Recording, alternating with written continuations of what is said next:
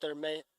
We're back here in the bottom of the first inning for the Auburn Doubledays. Sorry for any technical difficulties that we had in the top of the first. For any of our fans at home who missed it, it was it was Sam Gettinger getting the single into right field that drove in a run, and then Brooks Hicken grounding out to Heilman for the final out of the inning. So the Pioneers get on the board first, 1-0 lead. But now we see Tyler Vivacqua at the plate for Auburn, and he is thrown out for the first out of the inning for the Doubledays. Now Josh Thompson stepping up to the plate, the third baseman out of Siena College. He's the second batter. Coming up next after Thompson will be Adam Sullivan, then Kieran Kehoe if the Doubledays manage to make it that far. Pitching for the Pioneers, that's Andrew Jones, a veteran out of Niagara County Community College. He has a 1.87 ERA in college play. Not someone to be messed with. That first pitch comes in for strike one. Thompson had a nice night last night, going 2 for 5, 2 hits and scoring a run, coming around the bases to score a run. He's in the box ready for the 0-1. That off speed is going to be just low, it looks like, for ball number 1. Count now 1-1. 1-1 count with one out on the board. That pitch just 64 miles per hour on the breaking ball. And that one also going to miss the zone. A bit faster there, but still catches, or doesn't manage to catch the outside part of the plate for a 2-1 count. Thompson, a very consistent hitter for the Doubledays, but he's this high up in the order because of his base running acumen. He's a very smart base runner. Might not always be the fastest guy, but he normally is one of the fastest guys in the room. But one thing is, he's a very smart base runner, never messes up when he's running the bases, as he will take his base there.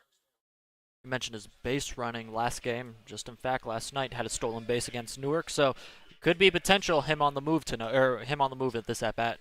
Wouldn't surprise me at all to see him try to make a play there for second base, as now Adam Sullivan comes to the plate for the Doubledays, the lefty batter.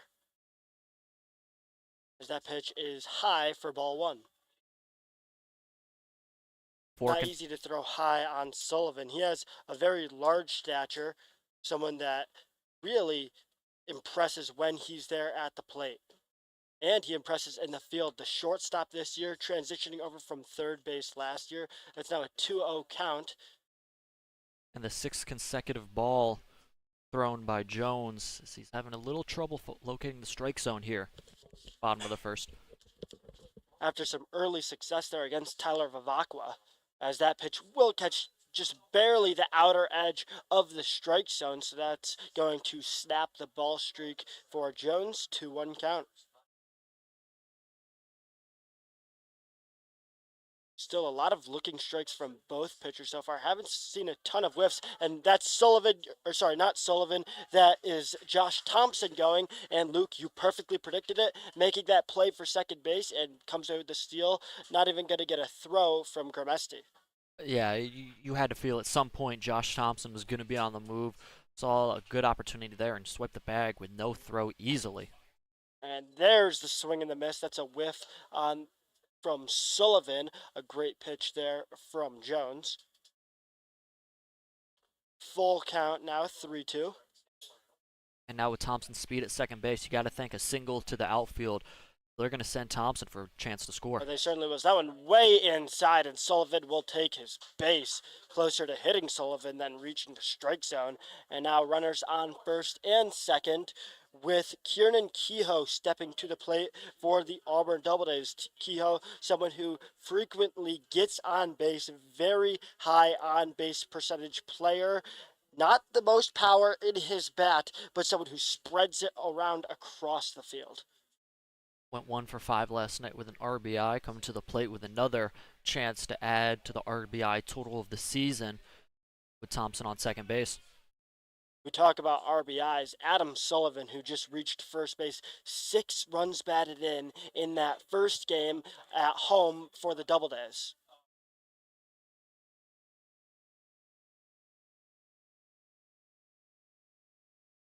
That one going to be an 0-1 count, followed off. Looked like it just got the knob of the bat. Just barely caught a piece of it as the pitch comes in, and that one will not find the strike zone. 1-1 count, 1 out, 2 runners on base. I think Jones was surprised that one missed. Kind of looked at the home plate umpire like, "Help me out. Where'd I miss on that one?" It was a very nice breaking ball. That one will catch the strike zone on the outer part. 1-2 count. Kehoe falls behind. This umpire, I'd say, pretty loose with the outside part of the plate, tends to favor that outside, not as much on the inside, as that one will go inside for ball 2. Definitely seems like both pitchers have been able to get some calls on the outside part of the plate, especially with the fastball, with the heater on the outside part of the plate, something to keep an eye on the rest of the night. And that's something both dugouts need to keep an eye on. As that one cracked into right center field, that's going to be a hit for the Doubledays. And the bases will now be loaded. We don't see Thompson make a play. A bit too much of a blooper there to send Thompson home. But the bases loaded. And now stepping up to the plate, the catcher, Anthony DeCesare. A catcher out of the University of Delaware. Now, we talked about Kehoe not having a ton of power. DeCesare has that power. He has that ability to get those extra base hits. He could really do it all there at the plate. Definitely, and with that, he could drive in multiple runs to take this lead for the Doubledays. And that will be ball 1 on the at-bat, 1-0 count. Going to see a bit more caution out of Andrew Jones here. Can't afford to walk a batter. That ties the score up. And that one swung on and fouled just outside the line down the right field sign. 1-1 count.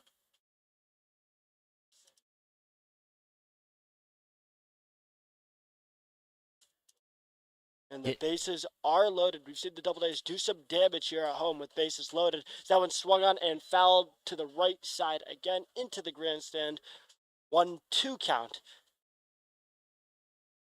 Jones is brilliant when it comes to switching up his pitch speeds. Look at him dropping all the way down to 64 miles per hour. But we've seen him in the 70s, the 80s. Very creative with how he mixes it up. And that will be a strike. Just blitzes that one past the Cesare for strike 3. Yeah, froze the Cesare right there. The previous 2 pitches have been off-speed pitches. Goes back to the heater, 84 miles per hour. Just froze him in the batter's box for a strike 3. So now with the Doubledays needing to get a runner home, it's Troy Reeder up to the plate as that first pitch is way high for ball 1. Reeder, another catcher out of Notre Dame this time, but he's going to be the extra hitter in this contest. As that pitch comes in and way high again. Jones missing high twice in a row. If Reeder can get on base, it's going to be Sam Meyer up at the plate next. Reeder, one of the premier hitters on this Doubledays squad. That pitch comes in and it's going to be way high for a 3rd straight time. Also, about the 3rd time this inning where Jones has thrown a pitch and his hat is full off his head when he's delivering to the plate. I don't think I've seen that before. Yeah, certainly interesting point there as that pitch is swung on and fouled down the right field side. So we didn't see the red light there for Reeder as that pitch. Maybe, I think Jones might have been expecting Reeder not be swinging at anything. He does opt to swing at it and chops it into the bullpen over there on the right side. And if there's a guy you give a green light, it'd be Reeder. And that went way high. That one going to walk in a run. So we have a tie game now. Doubledays 1, Pioneers 1. And with this, the base is still loaded. Sam Meyer steps up to the plate.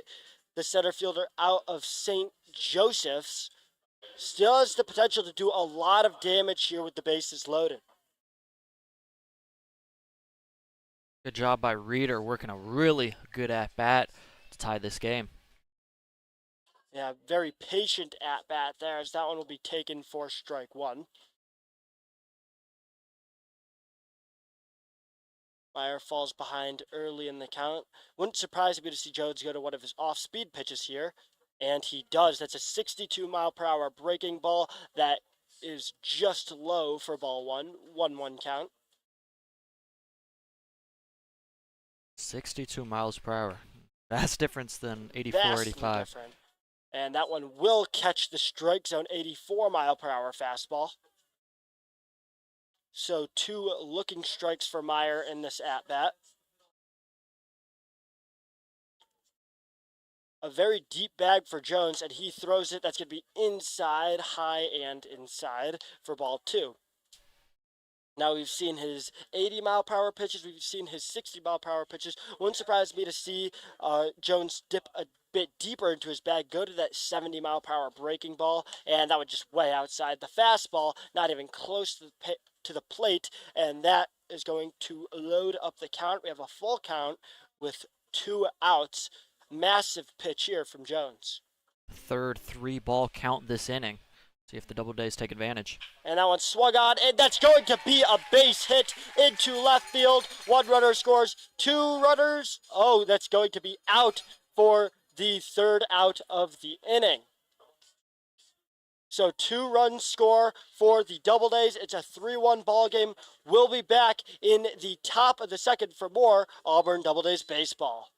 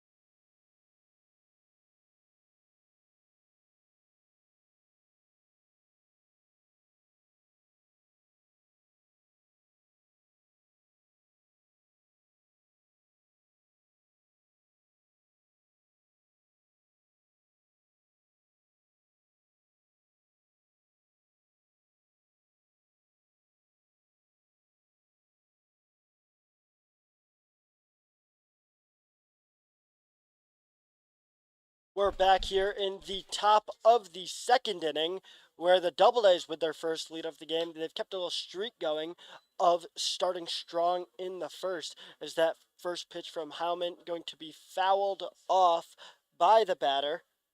That's Aiden Grabowski.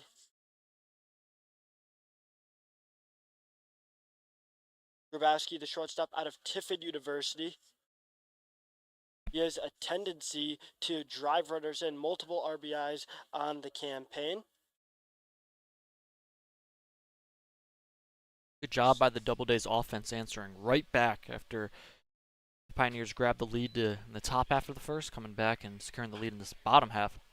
That one fouled off again. And yeah, as you mentioned, great job for the Doubledays. They're not going to be playing from behind for long. We saw it in their last home game against the Geneva Red Wings, where they went behind early and they struck right back, didn't play from behind throughout most of the game, instead played with that lead, which allows the pitcher to be more comfortable, the batters to be more comfortable. That one smoked into left center for the 2nd hit of the game for the Elmira Pioneers. Check that, the 3rd hit of the game for the Pioneers, and that's a single for the shortstop Aiden Grabowski. Now Dylan Fadovich coming up to the plate for the Elmira Pioneers out of the University of North Florida.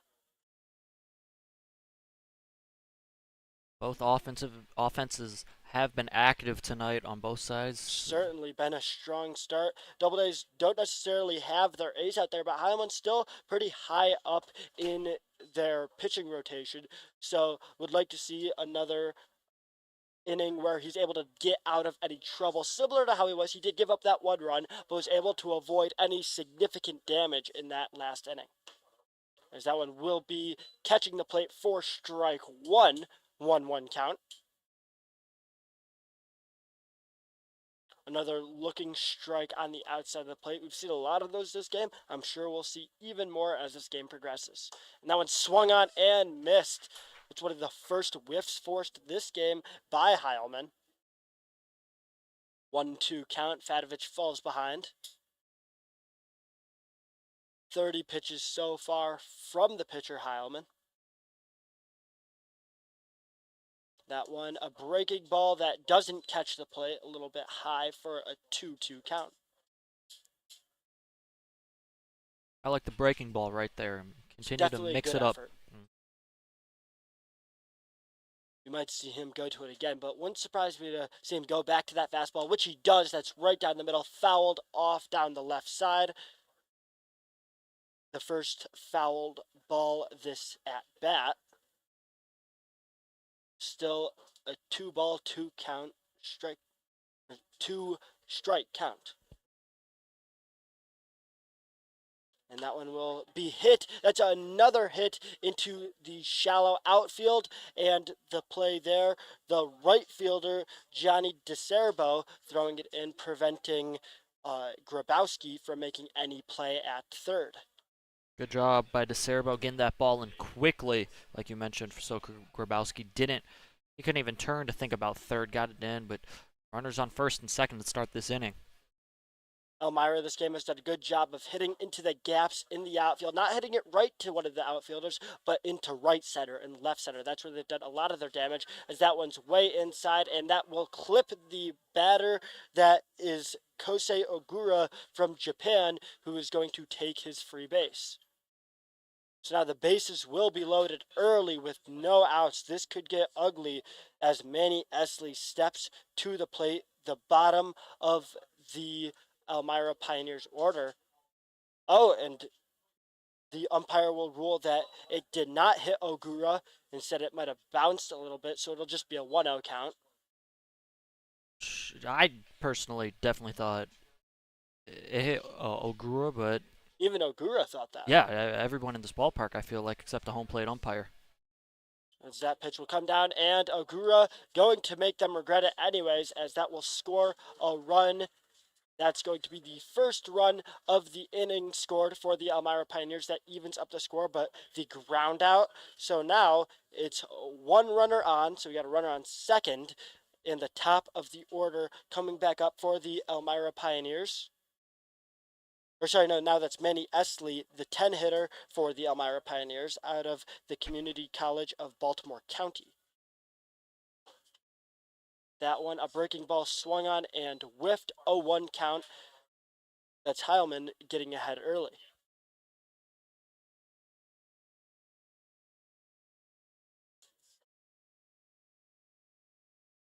And that one swung on and whiffed. Another big whiff there from Esley. He's swinging big, but not able to make any contact. Definitely trying to score the runner in from second, maybe score himself and get a hold of one with a home run. Heilman done a good job keeping the ball away. This pitch is going to be swung on and missed. Good job by Heilman going back to the outside fastball there to get Esley on 3 pitches. That's a whiff, and another whiff. So now stepping up is the top of the Elmira Pioneers order. That's Ty Martineau, who didn't do too much, or he did get on base and score a run eventually for the Elmira Pioneers in the top of the first. We'll see if the pitcher Heilman will do a bit better this time around. That pitch is right down the middle for strike one. Heilman going back to the fastball. He's comfortable with the fast one. I think he's done a good job working the fastball with the breaking stuff in this game. Scary pitch. That one was a little bit over the plate, but froze. Martineau wasn't ready to hit. Wasn't ready to swing, excuse me, on that first pitch. The delivery here is going to be waved off by the home plate umpire. I believe Martineau called time right before the pitch was delivered, so it's going to remain a 0-1 count. 0-1 here for Heilman going against Martineau. And that pitch going to catch the outside part of the plate, and Martineau not happy about that at all. We've seen some complaining from the Pioneers already about the umpires a little bit of looseness around that outside part of the plate. That's the exact pitch we talked about with the outside fastball that both pitchers have got. It's going to be another ball fouled off. So Heilman still ahead in the count 0-2, runner on second with 2 outs on the board. Good job from Eilman battling back, runners on second and third. He's 1 strike away from getting out of this inning, only giving up 1 run. Could have been a lot worse. The damage could have been a lot worse. Heilman's been able to preserve through it, get through that. 1 pitch away now, 1 strike away, That's the second time in a row, the second inning in a row, where we've seen Heilman. We've had to say, okay, he got out of danger. Hopefully, in the next few innings, it'll be a bit easier. You won't have to struggle as much through these batters, but it's a good sign when you're able to, even when you're in danger, you're having kind of a down game early on, to just limit it to those 1 runs, those 2-run innings, as opposed to those 4-run outbursts that have killed the Doubledays in the past. That pitch way high for ball 1 of the at-bat. 1-2 count. Ty Martineau out of Flagler College, another veteran for this Elmira Pioneers squad. A big lead there out in second base, and that one just fouled down the third baseline, narrowly misses the bag for the 5th pitch of the at-bat. If that one was able to stay inside the foul lines, that definitely would have scored a run.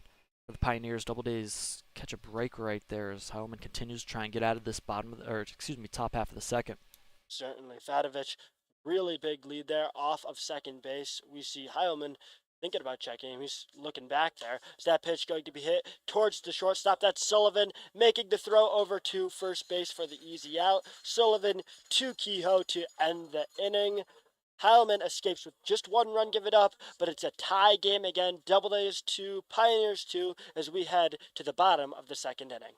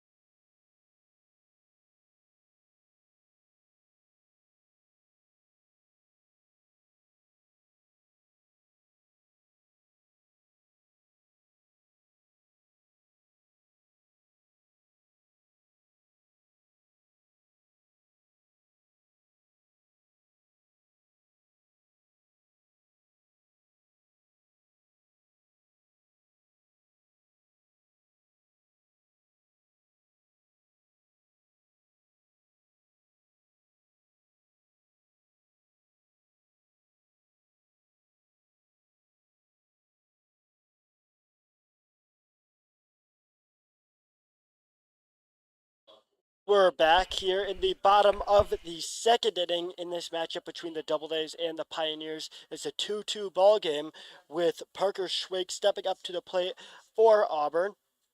Schwake, a mainstay in this Auburn Doubledays lineup. We saw, and that would hit. That's going to be a single, as a great leap there from Martineau. Can't get there in time, and that's a first pitch single by Schwake. And now stepping up to the plate is Michael Gimartino, the catcher, who is the designated hitter in this contest. Gimartino just played the final game of his high school career this past Sunday, and then made his Auburn Doubledays debut yesterday with he had 1 pinch hit at bat. Now the first pitch there is going to be fouled off by Gimartino. Talk about a quick turnaround there. Certainly a quick turnaround. Gimartino, a local kid out of Christian Brothers Academy, my alma mater, so got to give him some credit.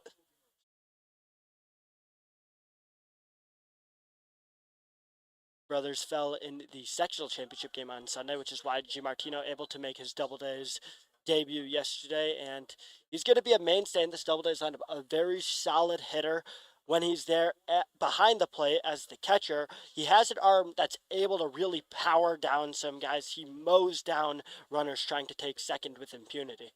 Committed to Wolford University at 7 home runs and 67 at bats too, so also has some power. Division One batter. As we're going to see Jones step off the plate.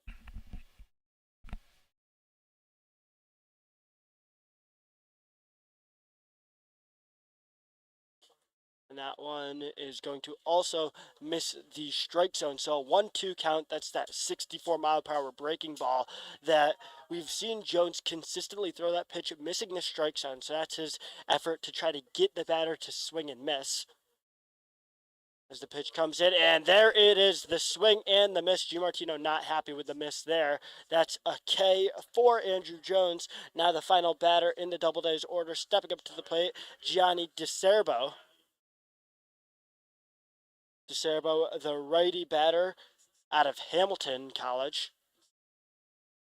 Nasty pitch right there from Andrew Jones. Went back to the off speed. That one was 64 miles per hour. Gianmartino was in front of that one. Is the pickoff attempt is going to send Parker Schwake to second, and he's going to make it over to second as there was no throw even from first to second. Schwake looked like he got caught for a second, but his speed was able to make his way over to second in time.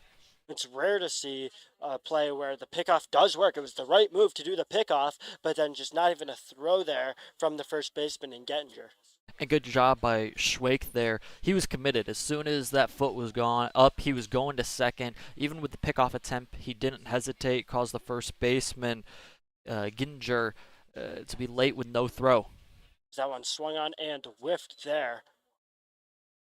You've seen some creativity from Jones with his pitching, and it seems like he's had more success in A, finding the strike zone, and B, getting batters to miss with his around mid-80s fastball, low to mid-80s. That one fired down the middle. That's an 83-mile-per-hour pitch that just whiffs right past DeCerbo. You called it right there, 83 miles per hour. Cerbo just could not connect with that one. Looked like he was taking a home run hack at it, too.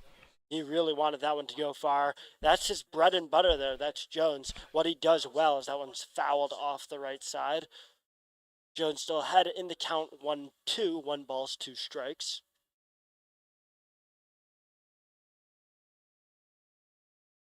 As DeCerbo readies for the hit. After DeCerbo, it'll flip back around to the top of the order. We'll have Tyler Vavakwa, who is shut down in his first at-bat. Is that what a breaking ball jumped on by DeCerbo? That we're going to see a run there, the effort, and he's going to score easily. Not even the throwing attempt to get out Schwake. Schwake will score, and the Doubledays regain the lead off of the hit from DeCerbo into left field. Good job by DeCerbo waiting on that breaking pitch and driving it. Interesting choice to hit the cutoff man. I think it would have been a close play at the plate, but no throw, no even attempt to home. The third baseman cut it off. So with that, Doubledays back in front now, 3-2. You even have to wonder why the cutoff man, and he could have potentially made the play out home. It would have been a long shot, but it didn't look like DeCerbo was running. You have to at least give an effort, but opts not to do that, plays it safe, gives the Doubledays a run, doesn't let the damage get any worse, and keeps DeCerbo on first. That first pitch in Vavakwa's bat is a ball, so 1-0 count. As another runner there, they're really disrespecting the catcher in Grimesti. As that one fouled off, so the attempt by DeCerbo is futile. He'll head on back to first base. Safe to say the Doubledays are ready to run tonight. We've seen already a stolen base, and we've seen multiple attempts stealing second, getting 90 feet closer to home. And you have to imagine until they successfully manage to pick him off or throw him out, they're just going to keep sending him. 100%. As that one is going to be fouled down into the right field stands. So 1-2 count. seen Jones be able to get ahead in these at-bats, but the Doubledays have had a lot of success on him. 2 runs in that first inning, another run here in the second, still just 1 out with a runner on base.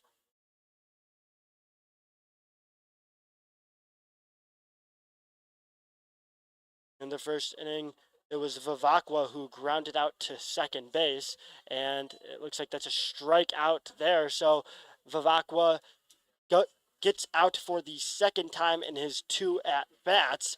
And now we'll see coming up to the plate is Josh Thompson, who scored the Doubledays' first run of the night with his excellent base running after getting a single. Yeah, Vivacqua in that last at bat wasn't able to hold back. Wanted them to check down the first base umpire, but the home plate umpire said, "I saw plenty." He went for strike 3. Serbo still on first. Wouldn't surprise me to see him go at all, as that one misses the strike zone for ball 1. I'd be willing to bet a lot of money that we see a run here from DeCerbo. And he thinks about going, opts not to go, and that's going to be strike 1 there. 1-1 count. I still think he goes at some point in this at bat. I don't think he'll stay on first for too long. Certainly. Just have to imagine the Doubledays want a runner in scoring position with 2 outs on the board. And then that way, even if he is thrown out, and there he goes, yep. As that one will not get there in time. We don't even see the play attempted to be made by the shortstop. Aiden Grabowski couldn't transfer the ball over to try to tag him out. So that's going to be a stolen base from Johnny DeCerbo. Thompson still at the plate. And what I was going to say before he even made that attempt was, at the very minimum, even if he is thrown out, which we haven't seen the Pioneers successfully do so far, you still have Thompson leading off there in the bottom of the third. Thompson, a very valuable batter, someone that you'd like to see at the, it's certainly not someone that you're scared of having him lead off an inning, as that's now a 2-2 count. Definitely, I think the combination of that and then the catcher not being able to really show that he can throw the runners out at this moment, I think it was a no-brainer decision to send DeCerbo, now trying to cash him in. And that one going to be another blooper single to left field, and the throw, not even going to make a play at home plate. That's DeCerbo scoring the Doubledays' second run of the inning, the 4th run of the night. That's an RBI single there from Josh Thompson, who's been dicing up this Elmira squad. And unlike the previous one, that throw from left field was offline. So that one wouldn't have been too close of a play at the plate, but still, good job by the Doubledays taking advantage. Runner on second, scoring twice here in this inning. And now you have arguably the best hitter on this Doubledays squad. That's Adam Sullivan stepping up to the plate. He took a big chop at that first swing, wasn't able to make contact with the 82-mile-per-hour fastball. Again, you have to imagine.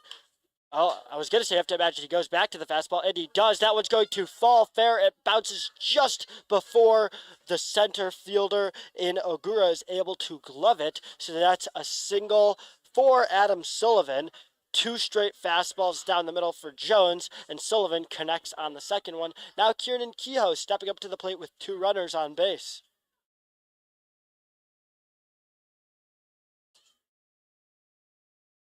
Doubledays, again, doing a good job in this inning, putting together good at-bats.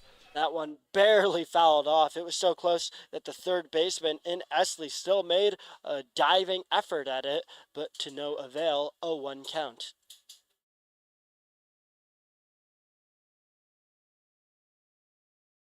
Doubledays, very quality inning so far at the plate, as that's going to be another hit. This one into left field.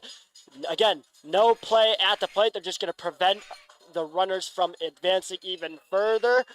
The Doubledays are finding a lot of success in hitting it into left field. No plays made at the plate so far in their 3 times hitting it there. And that's 3 runs here in the bottom of the second inning for the Doubledays. A 5-2 lead for Auburn early on. And that's Anthony DeCesare stepping up to the plate for Auburn. You mentioned it. It feels like a carbon copy of all 3 runs. Each hit going to left field with no play at the plate. 2 times hitting the cutoff man. That time, the left fielder, Fedovich, just decided I was going to eat it. I wasn't going to be able to get Thompson coming around to score with his speed. As Doubleday's really good inning again. They've been able to respond. First inning, Pioneers took a 1-0 lead. Doubledays came back in the bottom half of the inning with 2 runs. This inning, Pioneers got back on the board to tie it. Doubledays said not for long, putting up a 3 spot and potentially more to come. And these hits into left field, they aren't even necessarily hits that take the left fielder off of his stance or make him backpedal. He's in position. He's able to run up on it, just not making those attempts. I agree with it on that last one because you don't want to let another runner get into scoring position. As that one, another one into left field. Deja vu. He will try to make a play at the plate and not even close. We see why he's been avoiding it as nobody else is going to score except for Sullivan, but that's another run for the Doubledays, who've upped their lead to 6-2. Now 2 runners in scoring position. Wow, the Doubledays really capitalizing on the pitches here from Jones. They've started jumping on his fastball, something that Jones was successfully pitching early on. Hasn't been finding that same success recently, as it's now a 4-run lead for Auburn. Surprise, surprise. An RBI. Guess where that ball was hit? Left field again. Runners now on second and third. It's Troy Reeder up to bat, and hey, Troy Reeder could very easily add some more runs here. So runners on second and third, and we even see the runners all across the base paths taking massive leads, really toying with the catcher Gerbesti, who he hasn't been able to do any damage. We've seen the left fielder Fedovich hasn't been able to do any damage with their arms, and they're making Elmira pay for this. That one's fouled down the right side. 1-2 count on the board.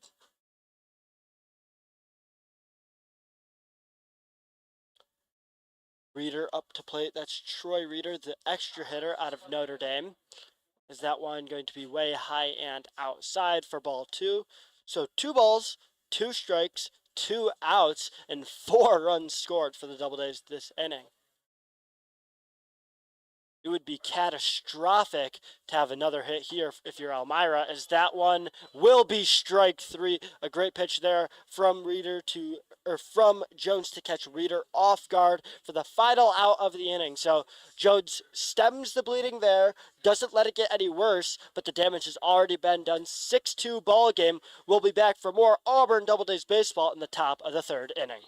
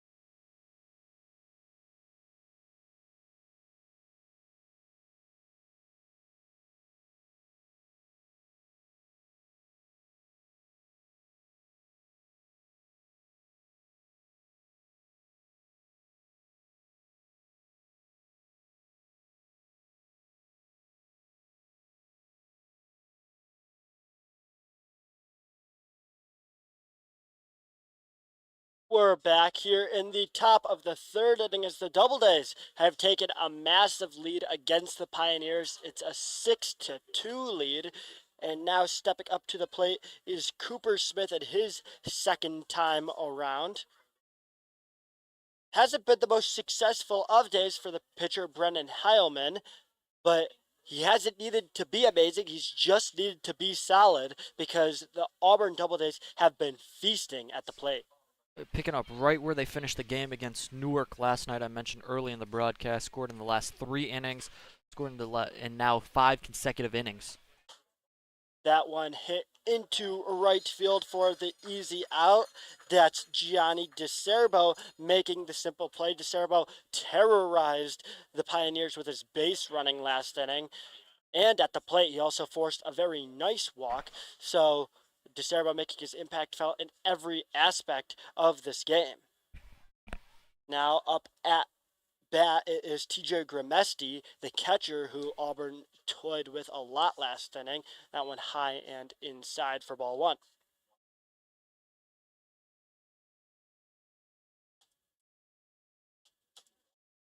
Good job by the Auburn offense again, picking up their pitch, and Brandon Heilman as that one's going to be high for ball two. Uh, one run. Falls behind early. One run for the Pioneers in both the first and the second inning. Offense saying, "Don't worry, Heilman, we got you."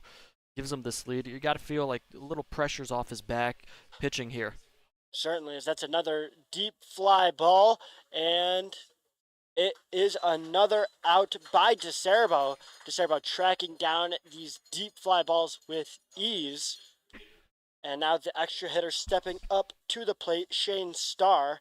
Starr struck out in his last at bat. If you remember, he had a little bit of words to exchange with the umpire there, so we'll see how he does here. If he's going to start swinging at those outside pitches, which hopefully for Elmira, they've realized that they need to start swinging at, and he does take a swing there. That's an inside fastball that Starr chops at and whiffs.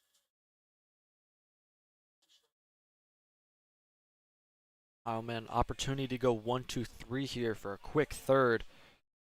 It would be big for Heilman to do so. Hasn't been able to avoid danger in his first few innings. He's gotten out of it fairly successfully, but avoiding danger is the best way to prolong your outing in this one as a starting pitcher. That one's going to miss low, 2-1 count. Starr's been able to battle at the plate, but was not successful at all in his first outing against Heilman, as that one will catch the outside. You could just see it on Starr's face. He is not happy about that. He's even practicing a little bit on his practice swings, just going low, going a little bit outside, kind of different from how he would normally attack it. 2-2 count, 2 outs on the board, and Heilman does take a chop at that low pitch, fouls it off down the left side. Heilman up to 53 pitches heading into this at bat. Of those 53 pitches, 38 of them have been strikes, something that we saw in his last outing. Very efficient at the on the mound and able to really force the opposing batters into making their decisions. That was going to be strike three. And some words were definitely said there by Starr. Maybe he wasn't happy with the umpire. Maybe he wasn't happy with himself, but he was not happy about that one. That's going to be a 1-2-3 inning for Heilman. We'll head into the bottom of the third, so stay tuned for more Auburn Doubledays baseball.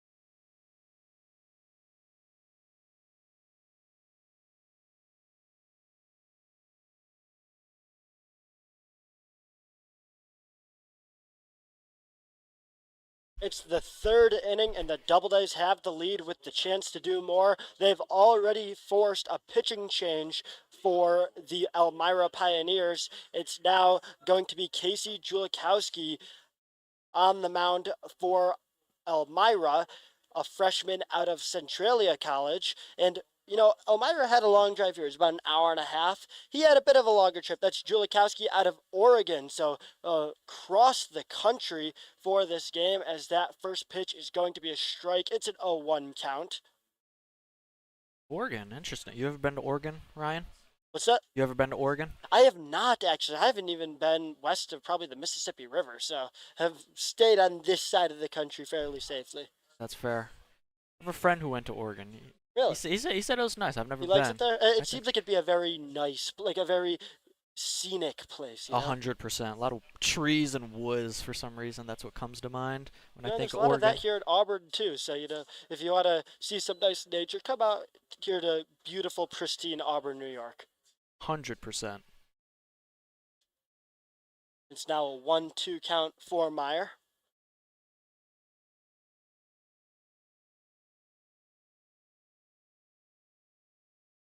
As the pitch comes in, that's going to be swung on, and it is foul ball. That is a foul ball, and Meyer stays alive. In Meyer's first at bat of the night, he singled to left field in a play that ended up being the final one of the inning because Kieran Kehoe got maybe not greedy, but made the effort to get to third base, wasn't able to get there despite Meyer's single, but still an RBI there for Meyer already. He doesn't have anyone on the base this time, so if he wants to get an RBI, he's going to have to do a lot of damage himself as that one's fouled off. He's still fighting, still staying alive in this at-bat. That's 2 foul balls in a row for Meyer.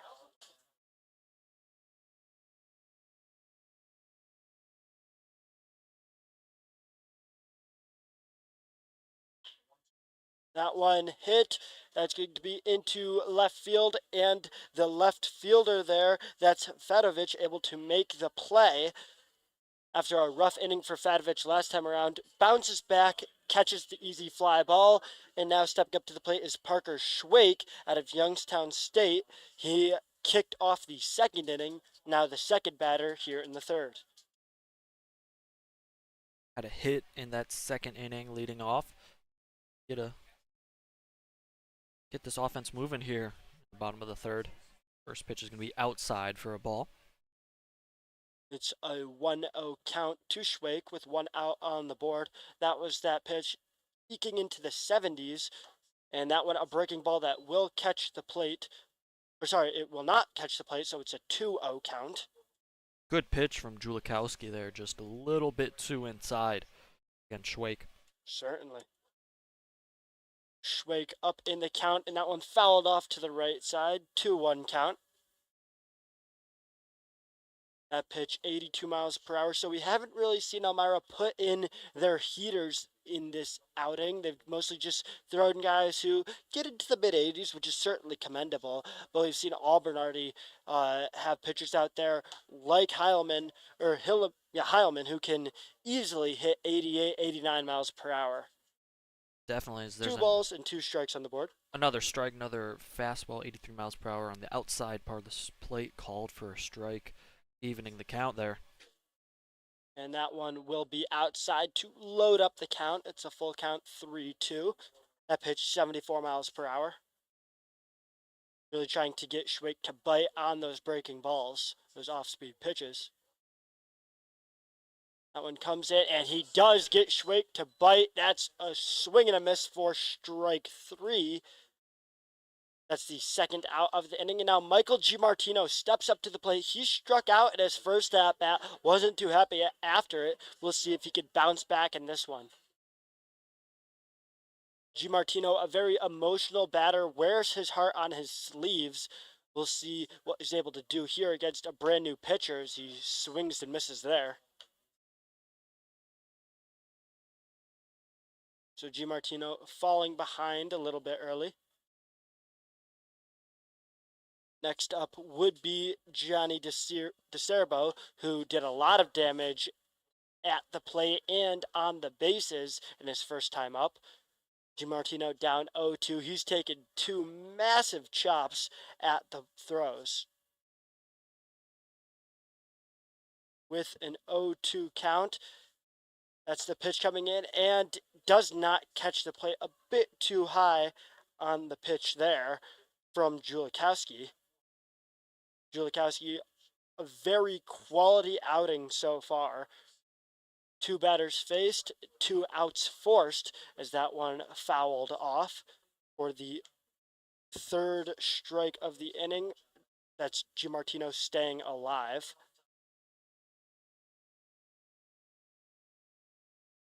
With two strikes on the board, the pitch comes in, and that will catch the outer part of the plate. 1-2-3 for Julikowski. He gets out of the inning with ease. The Doubledays still up 6-2, but Elmira showing signs of life here in the third inning. We'll be back in the fourth for more Auburn Doubledays baseball.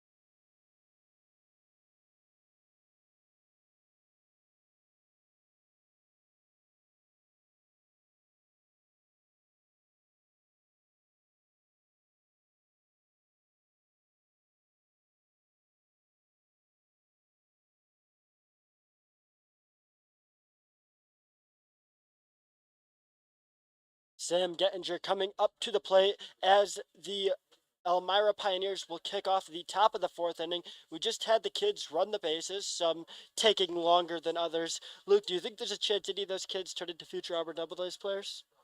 I mean, the odds are got to be at least one, right? You have to think Good so. amount of kids that they're running. I got There to were a think lot. some. And for any of the fans at home, make sure to come to some of these games, have your kids run the bases. It's always a fun time. As that first pitch there is a ball, so 1-0 count. It's still Heilman on the mound for the Doubledays. He's already outlasted Andrew Jones, the starting pitcher for Elmira, as that one fouled to the first baseman who makes the easy play. That's Kehoe, tracking it down into the right side. So it only took two pitches for Heilman to retire the first batter. Now Brooks Hicken coming up to the plate for the Elmira Pioneers. Heilman has been on a roll dating back to the second inning. Gittinger was his seventh batter consecutively retired. Currently finding his place. That one's a swing and a miss. Good job by Heilman so far. What a big swing there from Hicken. Hicken, the one who ended the Pioneers' push in the first inning. Gettinger, who we weren't really able to talk about there, he had a very nice hit that scored the first run of the game for Elmira, but other than another run scored in the second, Elmira hasn't done much at the plate since then. Heilman's really stepped up his game as that went way outside for the first ball of the at-bat.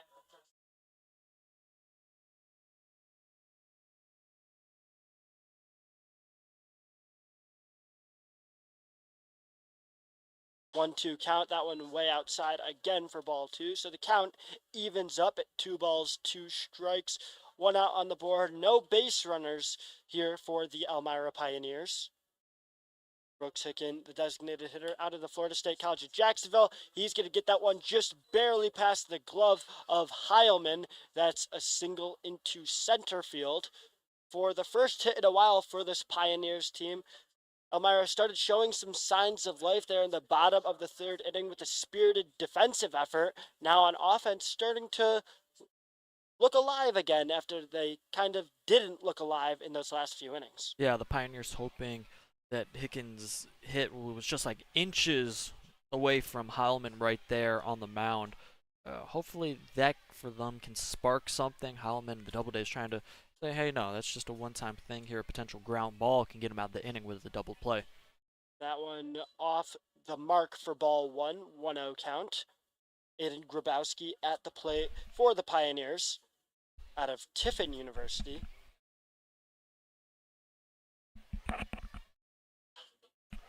That one going to be hit. That's likely a double play, and it will be the 4-6-1 or 4-6-3 double play to end the inning. Auburn just looking alive in every aspect of the game, whether it's fielding, hitting, base running, pitching. They're doing it all. The Doubledays will come up to the plate in the bottom of the fourth, so don't go away for more Auburn Doubledays baseball.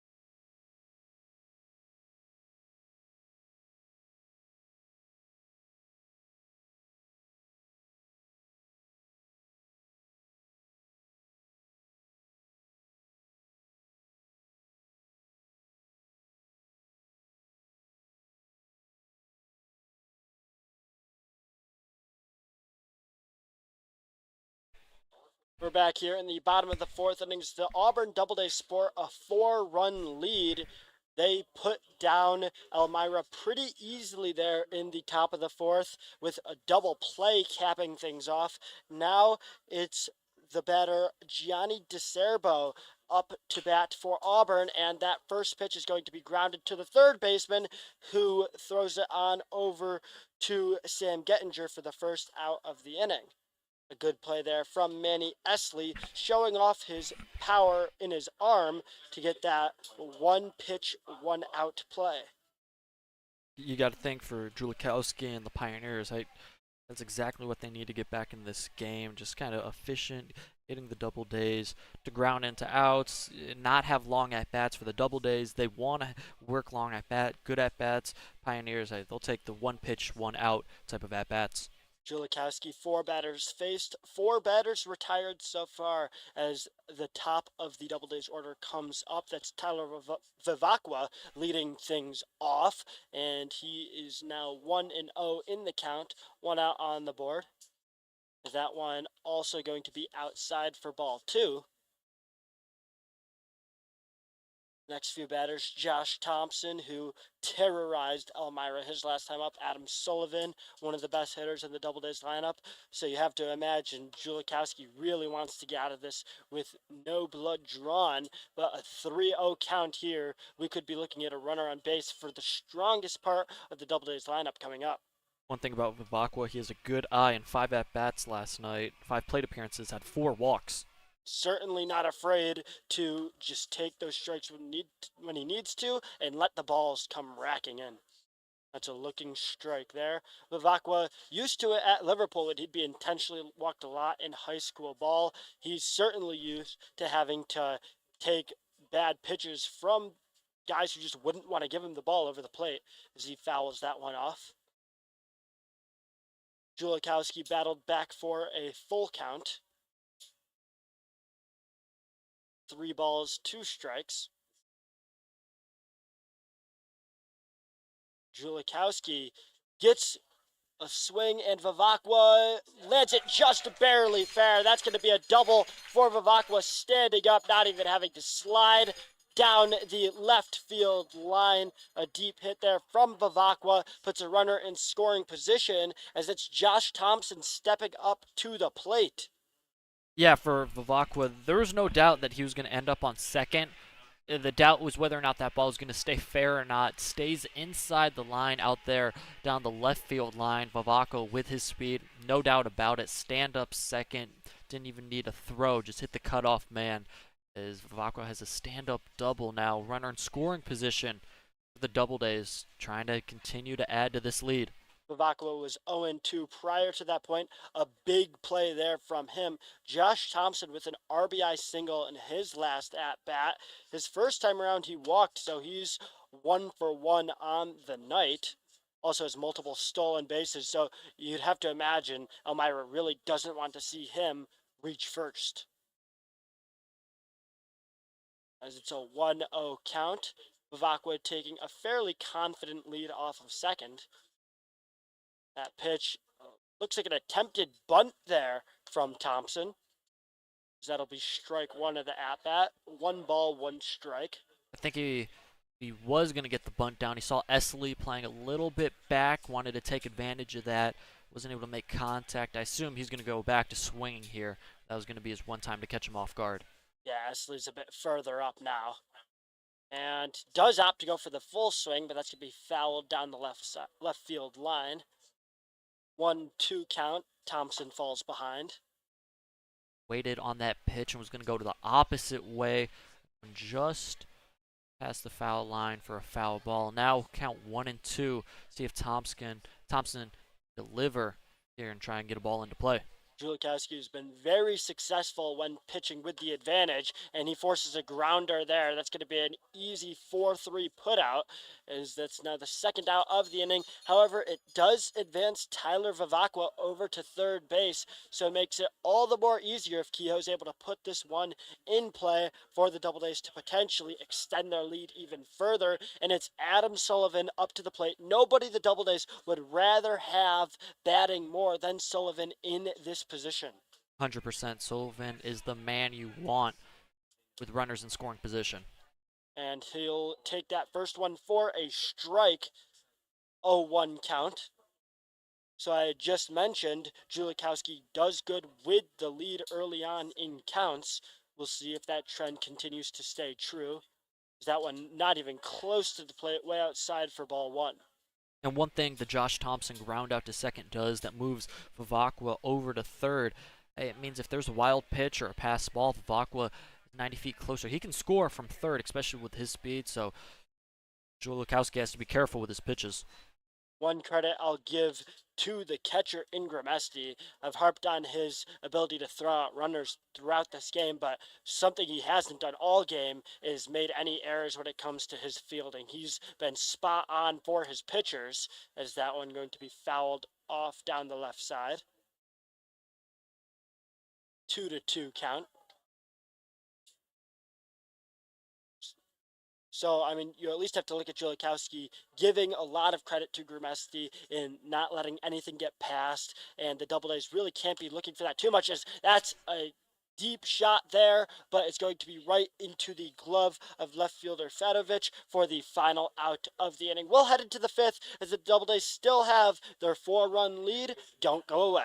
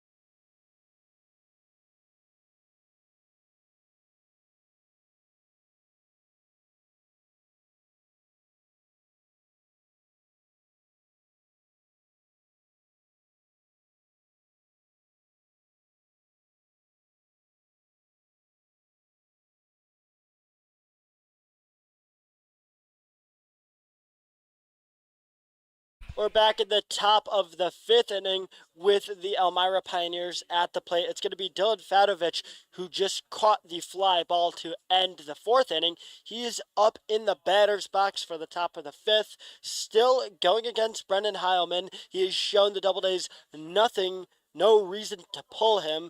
Matthew Petrosi not tempted at all. That's the Doubledays' new skipper. Is that first pitch going to be fouled down the right side for strike one?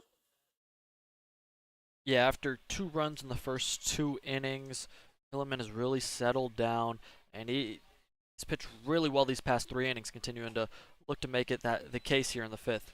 That one does not catch the plate, so it's a 1-1 count for Heilman, who's up to 70 pitches on the night. I have to imagine his limit's coming sometime soon, but with the way he's pitching, I'd see at the very minimum a 6th inning for Heilman. That's a 2-1 count here. Fadovich has gotten on base before in this contest, but the Pioneers really haven't done any damage dating back to just the second inning. Heilman's looked really good since then, but might be an announcer's jinx. That's Fadovich with the single into right field. That's Gianni DeCerbo throwing it in from right, and a base hit for the Pioneers, their 5th hit of the night. However, Auburn outpacing them easily with 9.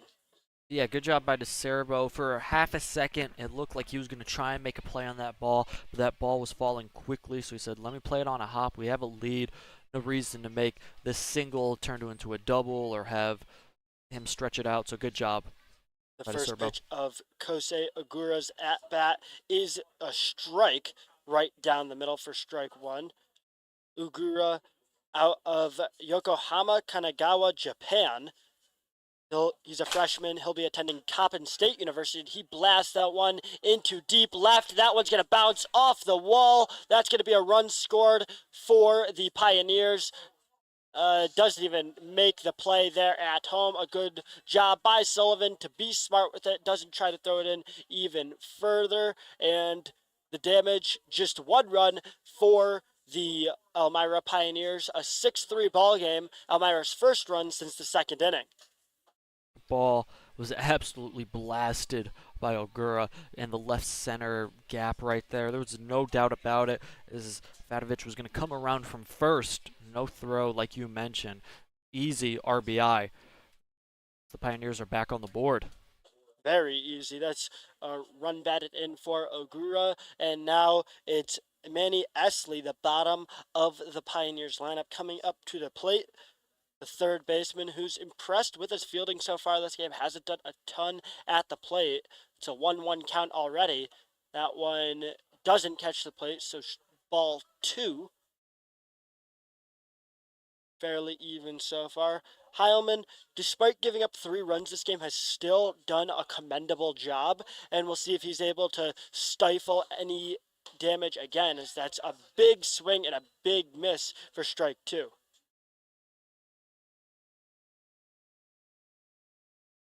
In both the first and the second inning, it was Heilman who gave up a run, stopped the damage there, didn't let it get any worse. Can he do that again here? And that one, does he go? And the umpire looks down and says he does not. It's a 2-2 count.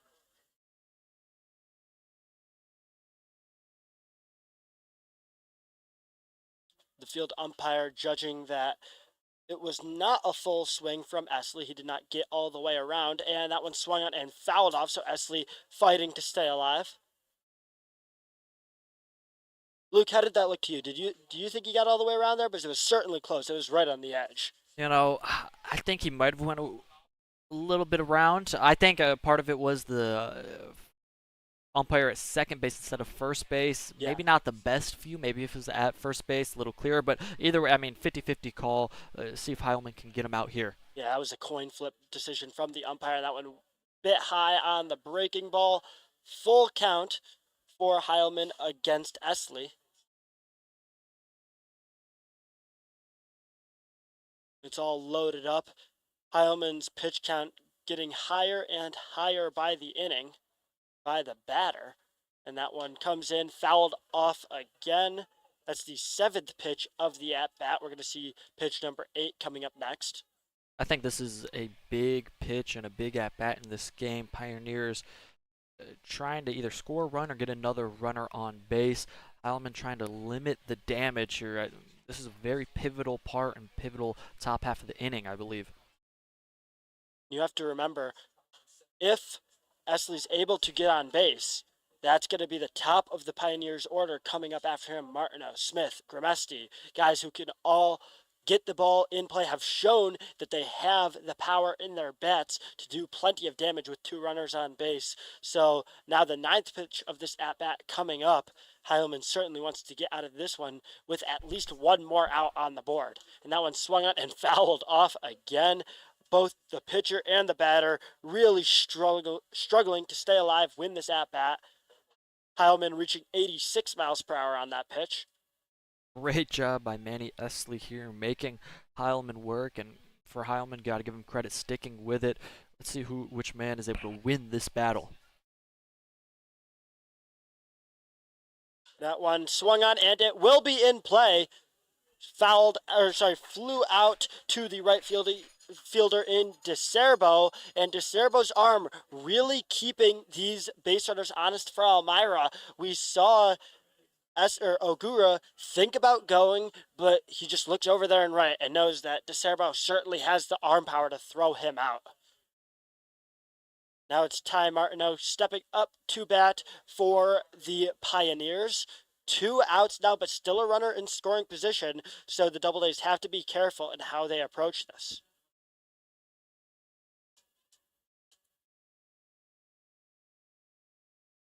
Two outs on the board, and that swung on, grounded right to the second baseman. Should be a routine play, and it is. That's the second out of the inning.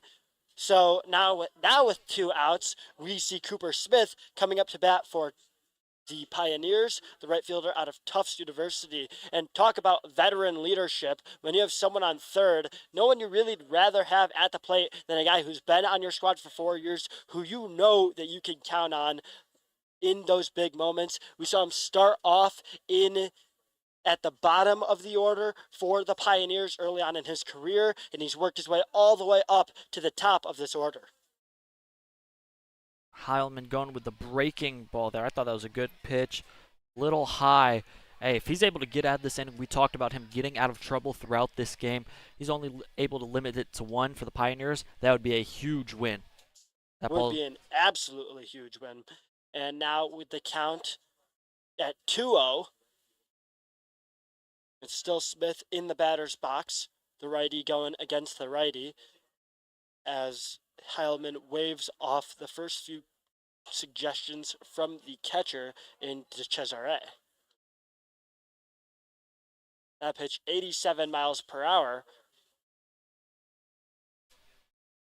The count really favoring the batter here. It's a batter's count as Cooper Smith up 3-0 in the count. That pitch does not find the strike zone. The breaking ball can't catch a piece. Now Smith advances over to first base, and it's Grimesti stepping up to the plate. Someone who has struggled in the field this game, hasn't even been that good at the plate. He has a chance to do some damage. We'll see Auburn skipper Matthew Petrosi come have a chat with the pitcher Heilman. We'll be back after a short intermission.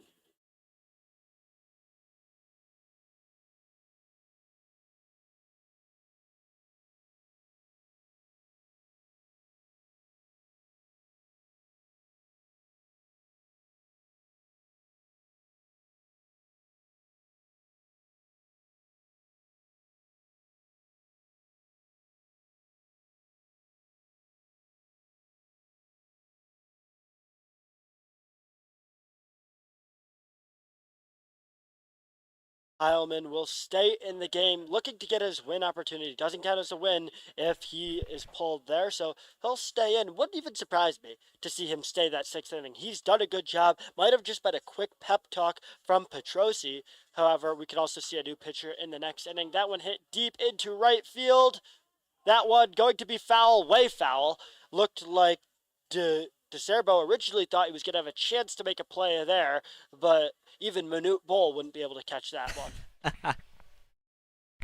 I'd like to see Manute Bol play a right field, or his son Bol now. That'd be You some. know, he'd be able to pick up he has the strides to be able to gain ground really easy on any fly ball. So maybe the Doubledays could look to make a move there. He could 50-year-old Manute Bull. could rob a home run, I think too. Certainly, that one way high for a 1-1 count. 87-mile-per-hour fastball just off the mark from Heilman.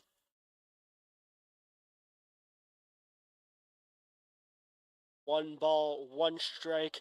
2 runners on base on first and third. That one going to be chopped into shallow center field. That's going to be another run scored for the Pioneers. Oh, and the play is made. The out is made, and the Doubledays will escape the inning with still 2 runs given up. So some damage certainly done to their 4-run lead, but no more than that, where it easily could have been worse. A great throw there from the center fielder in Sam Meyer to make the play over to Josh Thompson at third. The Doubledays will head into the bottom of the 5th with a 2-run lead still. Stay tuned for more Auburn Doubledays baseball.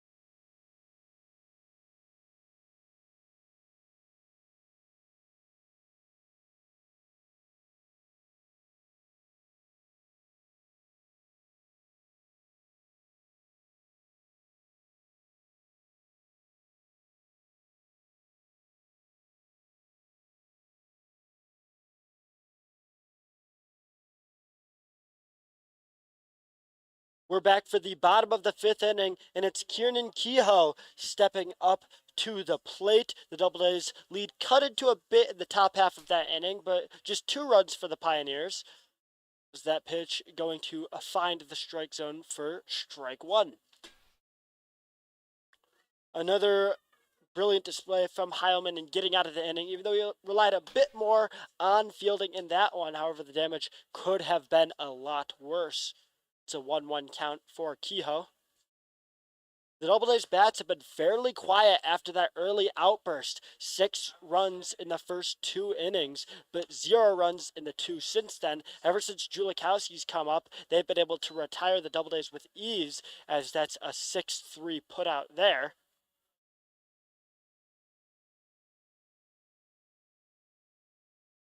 It's Anthony DeCesare stepping up to bat for Auburn with 1 out already on the board. We'll see if he can kickstart the quiet Auburn offense that's been asleep since the 2nd. Yeah, jumped out to that early lead. Haven't been able to get too many runners on or do any damage since. Looking to try and change that fortune. We talk about getting comfortable with the lead, but there is such thing as being too comfortable, too laid back, not enough of a sense of urgency. It seems like Auburn's lost that since those early innings, and they've just been playing not to lose rather than to win.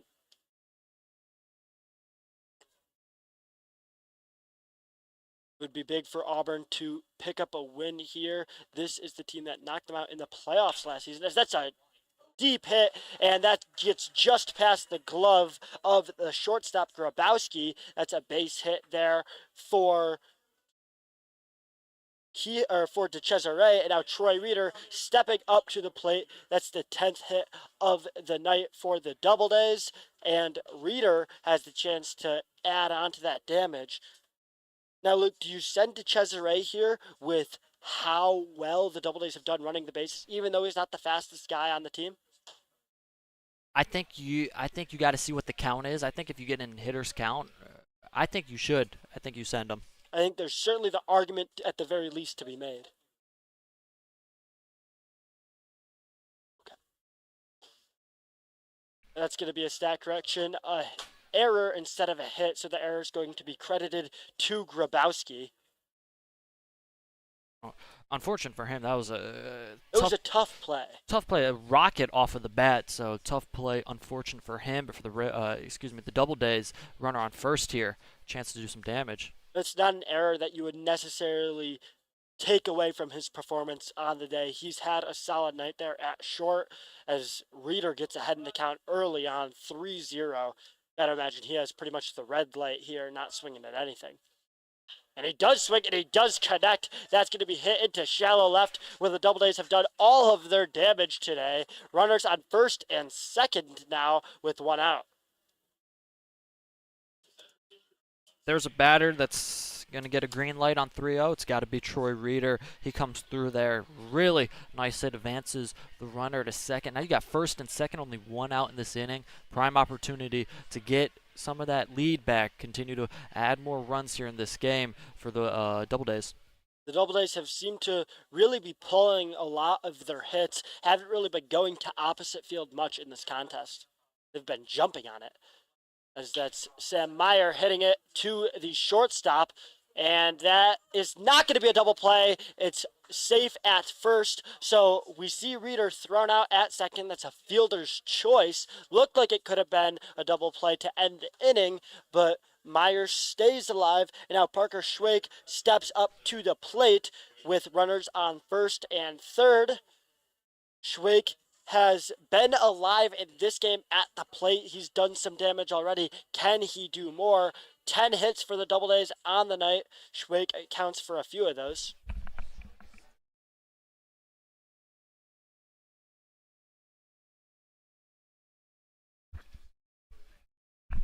As the pitch in there, that's going to be chopped fair. Looks like he didn't even want to swing it there. Oh, that's a big error there from the third baseman. That's Manny Esley, who just has a confounding error there that is going to let a Doubledays run score. The Doubledays get that lead back up to 7-4, so that's not going to be an earned run against Julikowski, who has been lights out in this game. That's the first danger he's given up at all. That's a run scored for the Doubledays, the first he's given up. Now G. Martino up to the plate with two runners on base, first and second. That one way outside for ball one. Doubledays getting a little bit of help there from the defense of the Pioneers. Hey, they'll take it any way possible. 7-4. Now here, still Ducks on the pond. Runner on first and second, trying to add to this lead, get it back up. That one chopped directly to the pitcher. Julikowski going to take matters into his own hands for the final out of the inning. So we'll head into the sixth inning with the Doubledays extending their lead back up to 3. Stay tuned for more Auburn Doubledays baseball.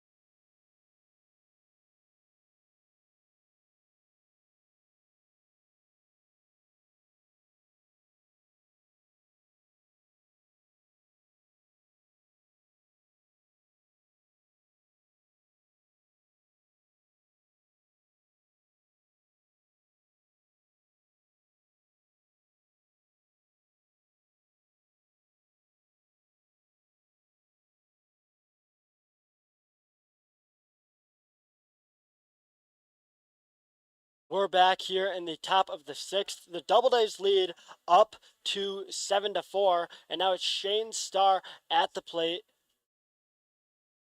That's the extra hitter out of Franklin Pierce. Starr has had a night so far, probably more of a night to forget, if anything. Not the best of days for him. He's struck out twice so far.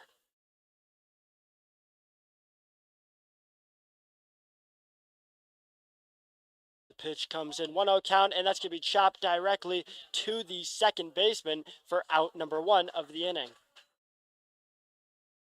It's still Heilman out there on the mound. He had skipper Matthew Petrosi come out to talk to him at the very end of the last inning, but since Heilman was able to get out of that fairly injury-free, a little bit of runs given up, but not the worst thing in the world with the Doubledays team playing with the lead, Heilman will stay in the game for a little bit longer before we see the bullpen start to make an impact on this game.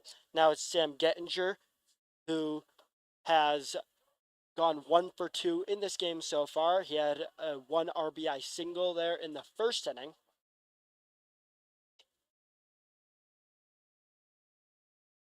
1-0 count. As the pitch comes in, and that's a strike there. Looking strike. 1-1 count. 1 out on the board. That's Gettinger at the plate.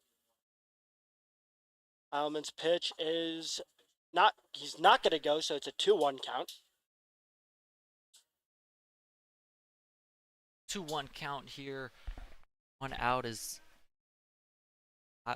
Heilman here in the 6th inning, looking to continue his dominance as of recently. Count now even, 2-2. Here's Gettinger. For Heilman, excuse me. It's been an extremely successful start. You got to think if he can get through this 6th inning, exactly what Auburn needed. That ball's going to be hit over to second base, fielded cleanly, and to first in time.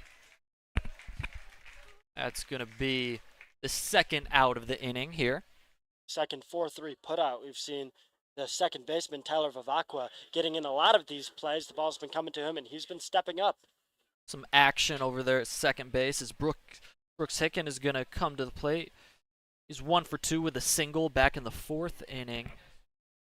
Grounded out to the pitcher in the 1st inning. So opening pitch is going to be grounded foul past the third base line.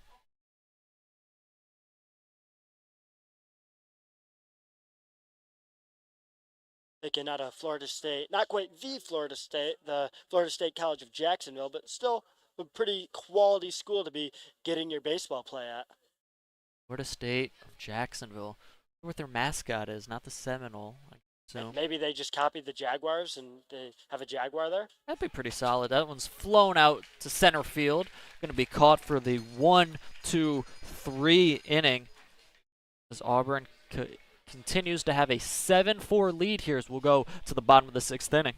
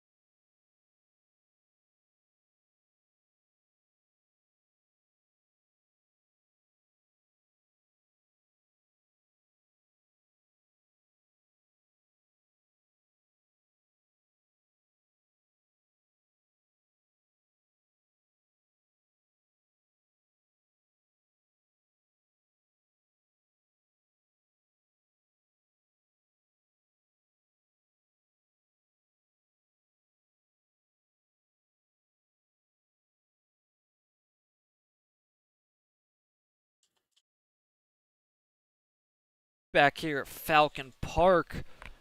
Gonna be a new pitcher on the mound for the Elmira Pioneers. That's going to be number 21, Michael Cobb. The third pitcher of use for the Pioneers tonight is Gianni DeCerbo is going to come to the plate. He's 1 for 2 at an RBI single back in the second inning. It came around to score in an inning that the Doubledays plated 4 in that run and that inning to extend their total up to 6, as that one was outside. And then in the fourth inning, grounded out to third base. First pitch from Cobb in this game is going to be outside for ball 1. It's unfortunate that Julikowski ended his inning giving up a run that really wasn't his fault. It was obviously unearned. He put together a great piece of work today. I believe it was 3 innings of 0 earned runs. Fantastic performance from him. Sad to see him go out like that. Yeah, for Julikowski, this 2-0 pitch is going to be fouled out of play. For him, if Elmira has any chance at coming back in this game, it would be because of Julikowski, the fact that he was able to stop the bleeding, come in 3 innings, limit Auburn to only 1 run, again, an unearned run. If Elmira wants to make a comeback, it would be because of the pitching of Julikowski. As Cobb's pitch is going to be high for ball 3, count now 3-1 here to DeCerbo.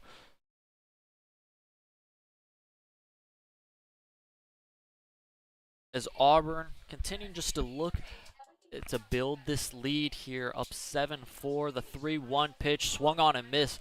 Big hack from DeCerbo right there, trying to get all of it. Now the count is full at 3-2. How about a Bridgewater State University? Had an ERA over 10 there, so hasn't been known to be the most efficient of pitchers. 3-2 pitch fouled straight back as DeCerbo stays alive here.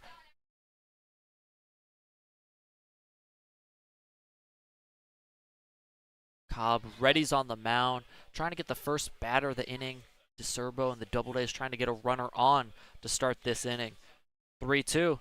One's going to be inside. They're going to check down to first, but there was no chance that he went on that one. So DeCerbo has a leadoff walk to start this bottom of the 6th. Runner on, 0 outs. Good sign for the Doubledays as they look to capitalize on the new pitcher. Exactly what you want is Tyler Vivacqua. The top of the order is coming back to the box. Vivacqua looking to advance DeCerbo and get on base and pass the baton here to the next batter. Is the first pitch going to be inside and low. Runners going. DeCerbo's down. And that throw is going to be in time as Gramasti gets the put out there at second base. It looked like a delayed takeoff from DeCerbo, who didn't know whether or not that ball got past the catcher or not. Kind of delayed, hesitated. Throw was well in time. That takes the leadoff runner that Auburn had off the board now. 1 out here. First pitch was a ball. Second pitch also a ball. That was something we talked about at length here tonight, was the fact that Auburn was going to run until the Pioneers proved that, hey, we can stop you guys on the base passes. That pitch is going to be high and outside. Count now 3-0. They were able to do so. You wonder if Auburn's going to be a little more cautious running for the rest of the game. Gramesti finally showing off the arm strength that we knew was there, but that he really hadn't been putting to good use prior to that throw. Home plate umpire signaled to Cobb saying, hey, tuck in your jersey. That's why the little break in between pitches. As Cobb readies back on the mound here.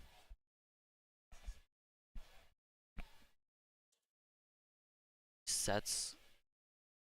Loads to Vivacqua. The pitch is going to be in there for strike 1.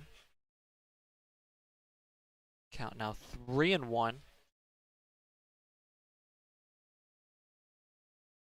Sun slowly setting here in Auburn, New York. It's been a very beautiful day for baseball. 3-1, swung on and missed. Big hack by Vivacqua. Now count is going to be full. Nobody on base. And Josh Thompson on deck for the Doubledays. You know that this Elmira squad doesn't want to see Thompson and following him Sullivan. They've done a lot of damage in this game. If they can get out of this with two quick out or one quick out to Vivacqua, that'd be huge for the squad. Absolutely. Count full. Battle between Vivacqua and Cobb here. Cobb readies and deals. That one's way outside, and that's going to be a walk. Second walk this inning, of course. The first walk was thrown out at second base. I think we'll test the theory now whether or not Auburn a little tempted to run here because Vivacqua, one of your best base runners, if he's not on the move, that might say something whether or not they they have more respect for the Pioneers and their catcher Grimmisty.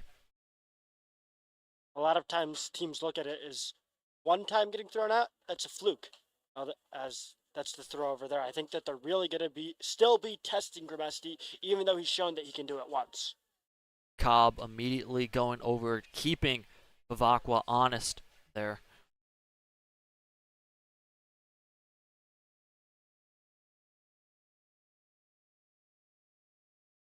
First pitch inside for ball one.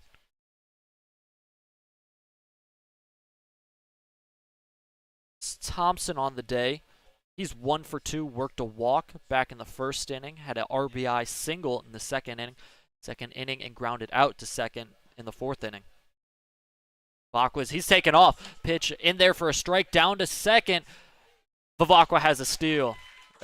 Keep testing him. We talked about it. Vivacqua is one of the fastest base runners on this Auburn team. Immediately 2 pitches into this at-bat, he is able to beat the throw from Grimmisty. That pitch to Thompson was called a strike, so the count's 1-1 here. 1 out here in the top of the 6th. Auburn trying to just continue to add to the lead. 7-4. They've been able to out-hit the Pioneers 11-6. Played clean defensively, 0 errors. To Elmira's 1. Is the 1-1 pitch. That one's going to be hit over to shortstop. It's going to flare on the ground, keeping the runner at second for now. Throw in the dirt. Good job by Gittinger keeping that ball in front of him and actually catching it with his body for the second out. Vivacqua had to retreat to second base on the grounder to Grabowski. Grabowski, as soon as he threw it, Vivacqua was off. There's going to be no way to get that ball across the diamond from first to third, so Vivacqua is now standing on third with 2 outs and Adam Sullivan at the plate. We've said this before. Who would the Doubledays rather have at the plate with a runner on third than Adam Sullivan? I don't think anyone. 100%. That first pitch in there for a ball. Sullivan readies here.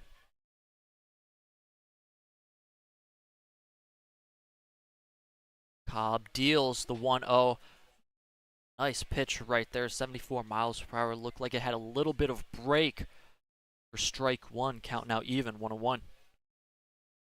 Cobb hasn't been able to really fool these batters at the plate. They've either been walking or putting the ball in play. Another pitch, 73 miles per hour with some break.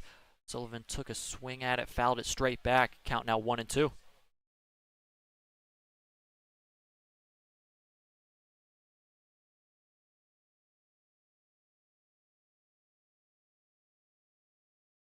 Sullivan been successful at the plate in the 2 home games. Let's see what he does here. Fouls that one. Rocket off the bat into the stands. Count remains 1-2. Had 6 RBIs in the home opener. That's a welcome to Auburn moment right there if I've seen one. Certainly, or as Yankees manager Aaron Boone calls them, ribbies.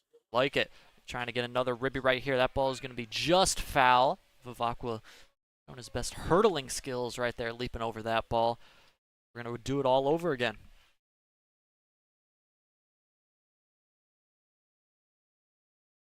Oh, with Vivacqua's speed and with the hops we just saw, hey, maybe get him on a track field. I bet he could do some damage.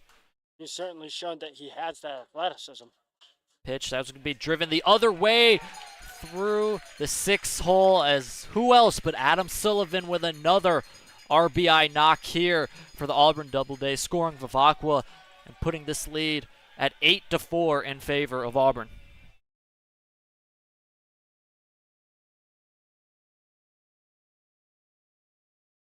Good job by Adam Sullivan, staying alive in that at-bat. Finally got a pitch to hit, took it the other way, the lefty going the other way between the third baseman and shortstop out to left field. First pitch in to Kehoe is going to be a ball, saying home plate umpire saying he did not go. Sullivan leads off of first base. And feel like a broken record. That one's going to be on the outside part of the plate for strike one. Count now 1-1. Feel like a broken record saying RBI single to left field tonight. It really is. That's where the Doubledays have been attacking. It's been those pull swings from those lefty batter or from those righty batters, excuse me. That one's going to be fouled back. Just got a piece of it. Count now 1-2 for Kehoe. Kehoe's 2 for 3 tonight, 2 singles, had an RBI single back in the second inning. Looking to continue this inning and a little 2-out rally here as they're going to try a pickoff attempt on Sullivan. He's going to go to second. He's going to make it over to second. This exact same thing happened earlier in the game where the lefty pitcher, Andrew Jones, went to go pick off at first. Runner took off immediately. This time Sullivan took off immediately and gets to second. This time with a throw from first base, but is able to beat it. Hey, that's a runner now at second base in scoring position. Rarely see that, especially not twice in one game. Kehoe with a golden opportunity now. Pitch outside. Count now 2-2. Look at the cleats on Kehoe's. Got the classic retro Nikes. Love those shoes. Those might be some Jordan 1s right there. That's some shoe game. I'm going to have to talk to him about those. 2-2.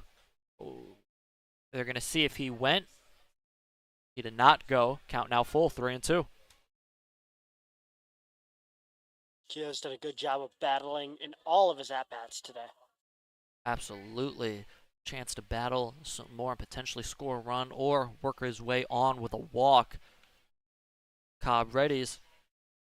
Looks back at second. Now fires the 3-2. That one's going to be a little dribbler over to third base. Going to be a tough play for Esley. Not in time. The ball gets past the first baseman. Run is going to come home to score. Kehoe easily works his way over the second as a throwing error by Esley is going to plate another run for Auburn. Kehoe did a great job immediately out of the box, sprinting to first, trying to beat it out with his speed. Esley said, I got to get it off quickly. Throw in the dirt, not able to pick it was Gittinger. Another run for Auburn here, making it 9-4 in this ball game. The errors just killing this Elmira Pioneers squad. You've got to play better ball than this. You've got to play cleaner ball in both the infield and the outfield. First pitch going to be grounded over to short. That one's over to first in time to end the inning, but not before Auburn plates 2 to extend their lead to 9-4. We'll be back with the 7th inning right after this.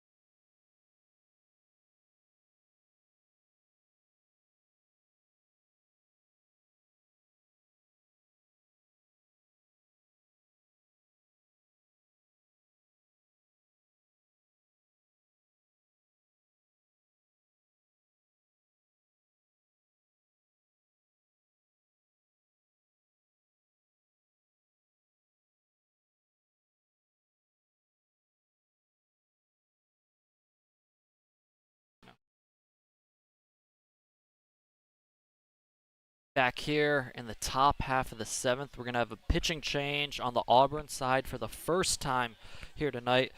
This local kid Connor Uwowski is going to come into the game. Local kid who's going to be attending Lemoyne College this upcoming season as a freshman.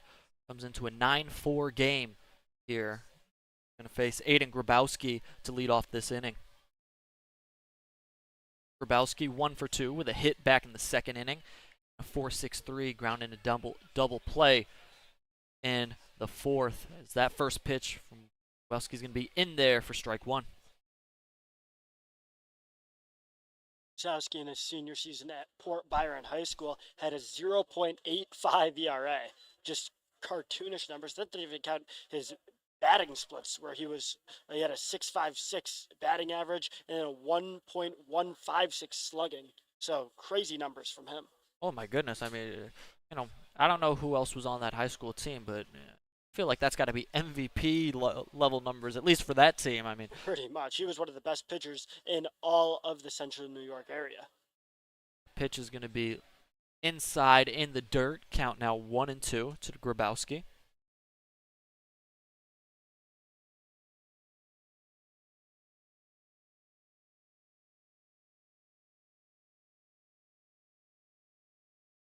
Counts now 1-2 as the lefty Uwowski to Grabowski is going to be low for ball 2.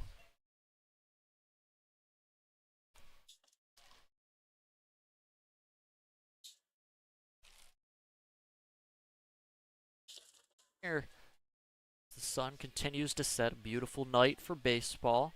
Auburn with the lead. That one's going to be hit in the air. Looks like a mile high. Second baseman Bavakwa's going to come over, make the catch here for the first out of the inning. Easy first out for the pitcher Usowski. Got to feel good. Get the first one just out of the way as Dylan Fadovich comes to the plate. These 2 for 2 had a successful night. 2 singles, 1 in the 2nd and 1 in the 5th inning. Grabowski tries to limit his damage here, try and buck the trend as that first pitch is going to be outside for ball 1.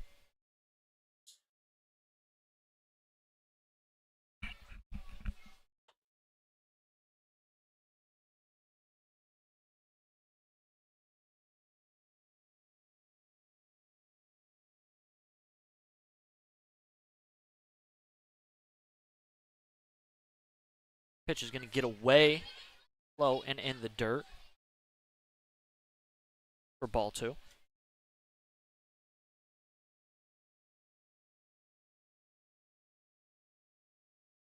Pitch hit in the air down the left field line. That's going to make its way foul over to the clubhouse. Count 2-1 here. One thing I've noticed, we haven't seen a ton of extra base hits from this squad over here. It's in the Pioneers. It's really been mostly just Kosei Ogura's big double into deep left center. Outside of that, mostly singles and outs for this Elmira squad. This pitching from Auburn has really been able to shut them down.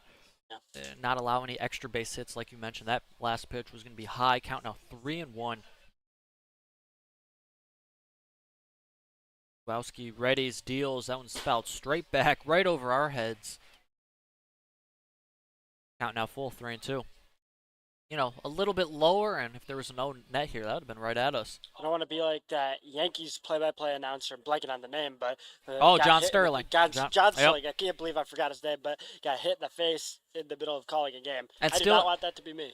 Oh, that was going to be a great pitch on the inside part of the plate. Strike 3, looking beauty of a pitch. Hey, credit to John Sterling in that clip. Continue to call the play even after hit with a baseball. I don't know if I could do that. I think they'd have to call the ambulances, truck me out of there. Absolutely. That's why I can never be a catcher. The catcher takes so many, different nicks and knacks throughout a game as that first pitch is going to be high for ball 1. That's too rough for me. Ogura at the plate. He's the one that had the RBI double we mentioned just a little bit earlier. Yeah, no, One ball to the face. You might not see me for another week, as that one's going to be drilled in the air, but playable out in right field. As DeCerbo makes the running catch as a successful 1-2-3 inning for Wowski. Auburn continues to have a 5-run lead, 9-4, as we'll be back for the bottom of the 7th inning.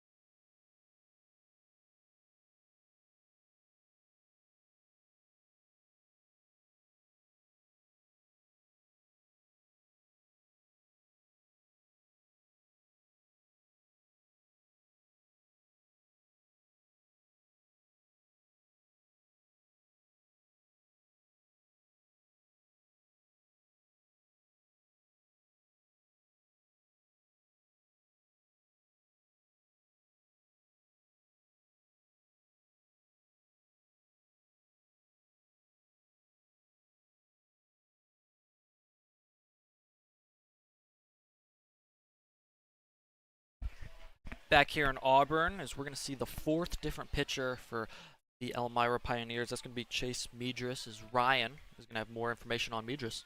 We've already talked about players coming all the way from Oregon. Well, Medris comes from Scottsdale, Arizona, where he played high school baseball. He's now a sophomore pitcher at Metropolitan State University of Denver. So he's traveled all around the country. Now making his presence felt in upstate New York. Is that one gonna bounce right off the head of Reeder? Gee, we just talked about it last half inning. You see a ball bounce anywhere close to the head of me, I'm out of here. Yeah, that's why I never made it in baseball. I stuck to football, where we would just get hit with helmets on every single time. When I was younger playing baseball, and I was a lefty. I throw right, but I bat left. Instead of having a hit streak, I actually had a streak. I want to say 6, 7 games long, where I was getting hit by pitches, hit by pitch streak. That's a testament to your confidence. I mean, you stuck in there, just took it to the shoulder every time. That's honestly a compliment to you. I'll take it. I'd have preferred hits, but hit by pitches. That one's in the dirt past the catcher. That's going to get back to the dugout as Troy Reeder is going to go from first to third here. As Gramesti had no clue where that ball went. That ball bounced high in the air and so far behind him. He was lost. Didn't know where that was. Troy Reeder saw that immediately, rounded second, immediately went to third. Just like that, Auburn has a runner on third base here in the bottom of the 7th.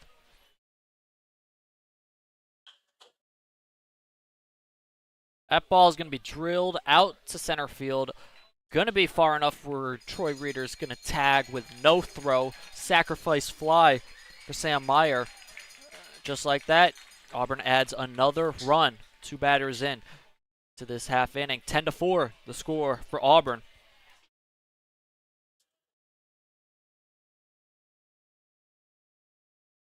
Bringing up Parker Schweck, the left fielder. Had a hit back in the second inning. His first pitch from Idris is going to be high for ball one. Not the best start here for the new pitcher in Midras. Second consecutive pitch, high and outside for ball number two.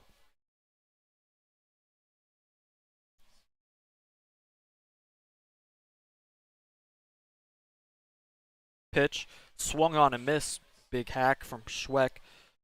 Wasn't able to connect. Count now 2-1.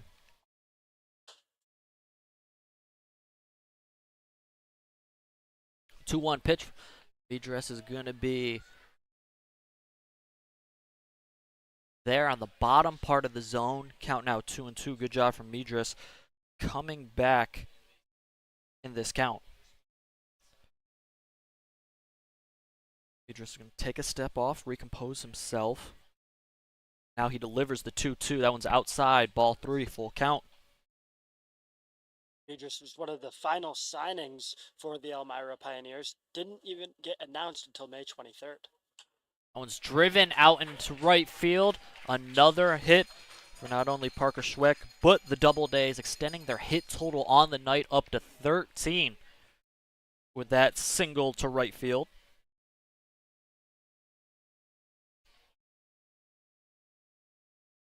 Michael G. Martino comes to the plate. Martino 0 for 3 tonight, 2 strikeouts. Little grounder back to the pitcher. He's looking to get on the scorecard here. Follow a lot of his teammates' footsteps in this game. Get on base. First pitch, is going to be a swing and a miss from G. Martino. He's still in search of his first hit as an Auburn Doubleday. One thing I've noticed about G. Martino, he goes old school, no batting gloves. Yeah, love to see it. Pitch. Maybe he needs the batting gloves because he hasn't been doing too hot tonight. Pitch low, 1-1. G. Martino, local kid. Here in his home opener for Auburn, swing and a miss. Count now 1-2. He's taken a lot of big chops at these balls that have been in the strike zone. Just hasn't been able to make any contact yet. I like the swings from G. Martino. At some point, he will make contact, and he's going to do damage. Pitch is going to be outside, 2-2. Mentioned early, Martino, 7 home runs in his past high school season. So he's a home run machine. Absolutely. Once he gets a hold of one, it's going to go a far and long way. 2-2. That one's fouled straight back over our heads. Count remains 2-2.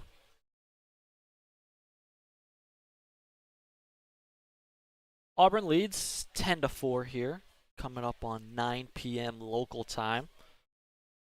Parker Schweck leads off first base. Pitch, off-speed pitch, 74 miles per hour. G. Martino a little in front of that one. Fouls that one off. Nearing the 7th pitch of the at-bat. Martino doing a good job staying alive here. Fell behind in the count, battling back. Looking to get on base, extend this inning. That one's going to be low. Count now full. Good job by G. Martino, working a full count here.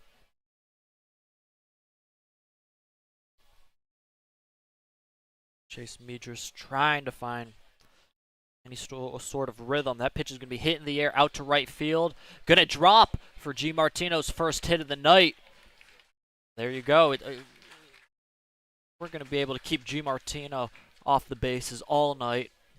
Good job by him. Good piece of hitting. Working his way back in that count. Finding a pitch to hit. Hitting out to right field for his first hit of the night. I couldn't tell if Cooper Smith there over in right field. It looked like he almost tried to fake the catch to freeze the base runner a little bit more. Didn't fool Schwake, who still made it over to second, but would have been a nice heads-up play by Smith if it worked. Didn't fool him, but like you mentioned, really high IQ play. You know, some runners might see that and think, oh, I got to get back. He might catch it. Obviously, Schwake realized, was able to read the ball off the bat, said, no, I got to get to second. You know, take away any force out. You know, good job by Schwake, also keeping his head on a swivel. First pitch is going to be low to Gianni DeCerbo. for ball one. Runners on first and second now for the Doubledays. Have already plated a run in this inning thanks to a sac fly from Sam Meyer, looking to see if they can add to it. That ball's hitting the air. That's going to be hitting toward the right field line. First baseman Ginger is going to make the play. Tagging is going to be Schwake making it to third.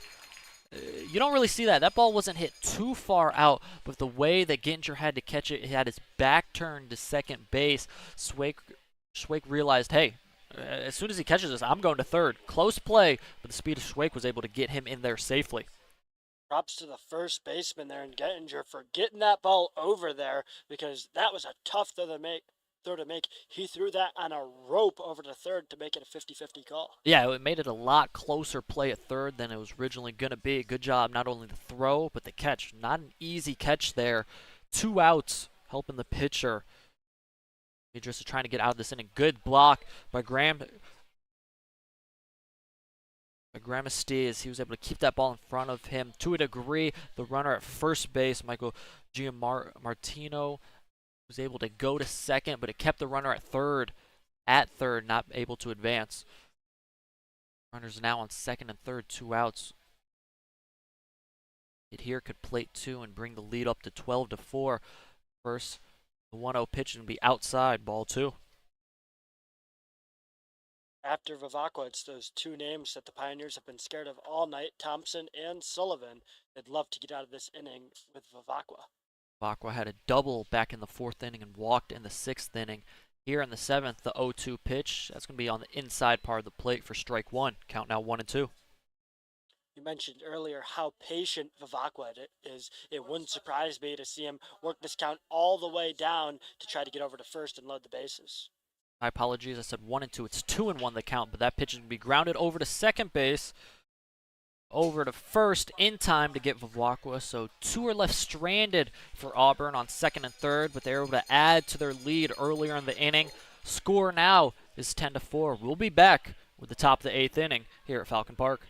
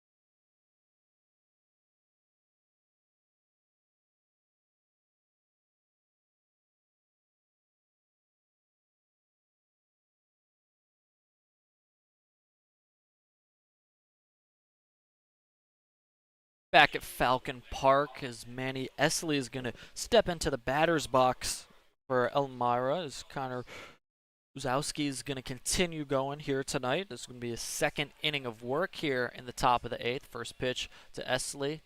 Be in there. Oh, no, excuse me. He's going to be low for ball 1.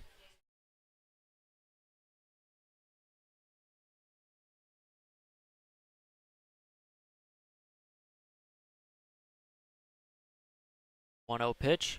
Be hit in the air and out of play. Actually, I think that one made it out of the stadium foul. Count now 1-1. Once Esley's done, it's the top of the lineup for the Pioneers. So Martineau, Smith, Gramesti, guys that the Doubledays don't exactly want to see. Trying to limit the damages they can keep Elmira going down quietly. That that pitch going to be low and outside, ball 2.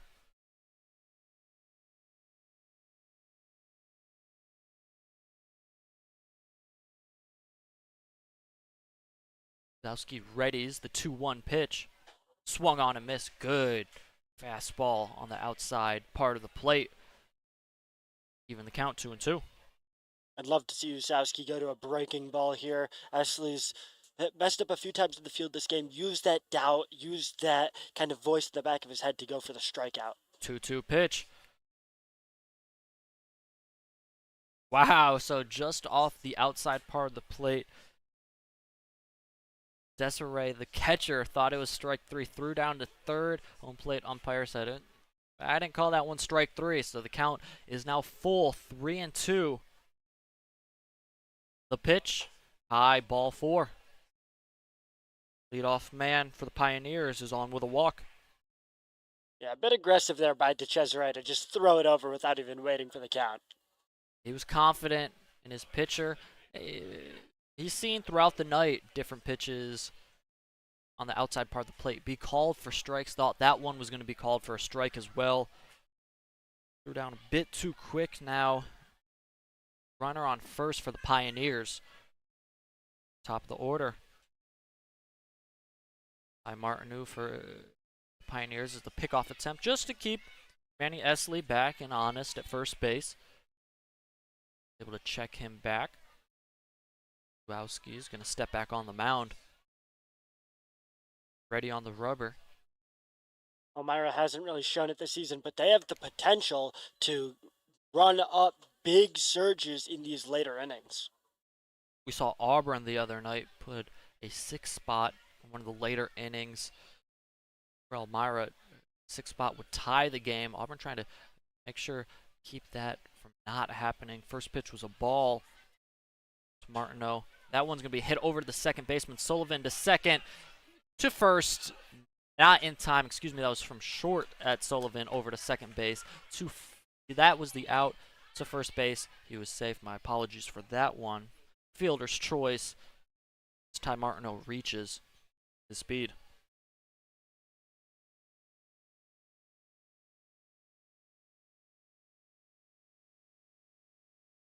One out here, top of the 8th.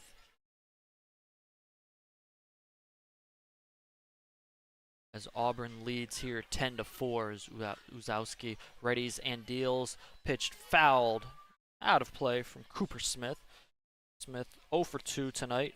Strikeout looking, flied out to right field, and a walk back in the 5th inning.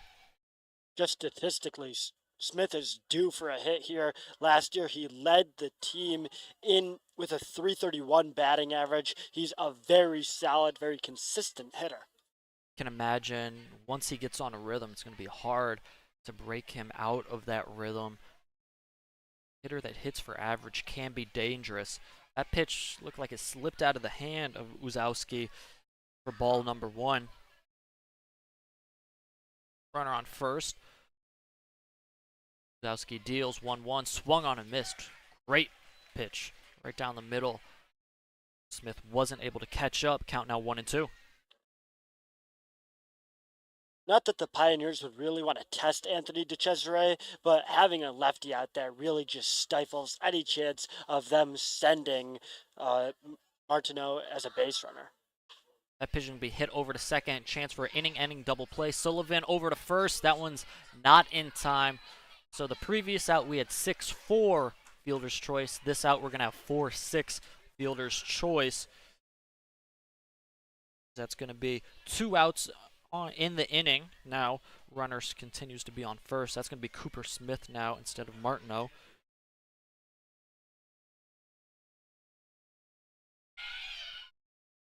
As TJ Ramesty comes to the plate. 1 for 2 on the night. Walked back in the first inning. RBI single in the 5th inning. Pitch. Outside for ball 1. One thing that I'd like to see from these Auburn pitchers is they've been challenging the Elmira hitters. Feels like they've produced some swings and misses. Then they haven't backed down from whether it being going the outside part of the plate. As that ball is drilled out to left field, and Auburn, Schwake wasn't able to find the ball. That ball drops in left field. One run is easily going to come around to score for Elmira. As Schwake, if you couldn't see, looked in the air, was confused where the ball was. I don't know if he lost it in a potential light or what happened. But the ball landed about 15 feet to his right, closer to the foul line. Once that happened, he was able to go grab the ball, field it easily with 2 outs. Smith was going no matter what, so he was going to score. Now that's going to have TJ Gramesty at second with a stand-up double, an RBI double to cut this lead to 10-5.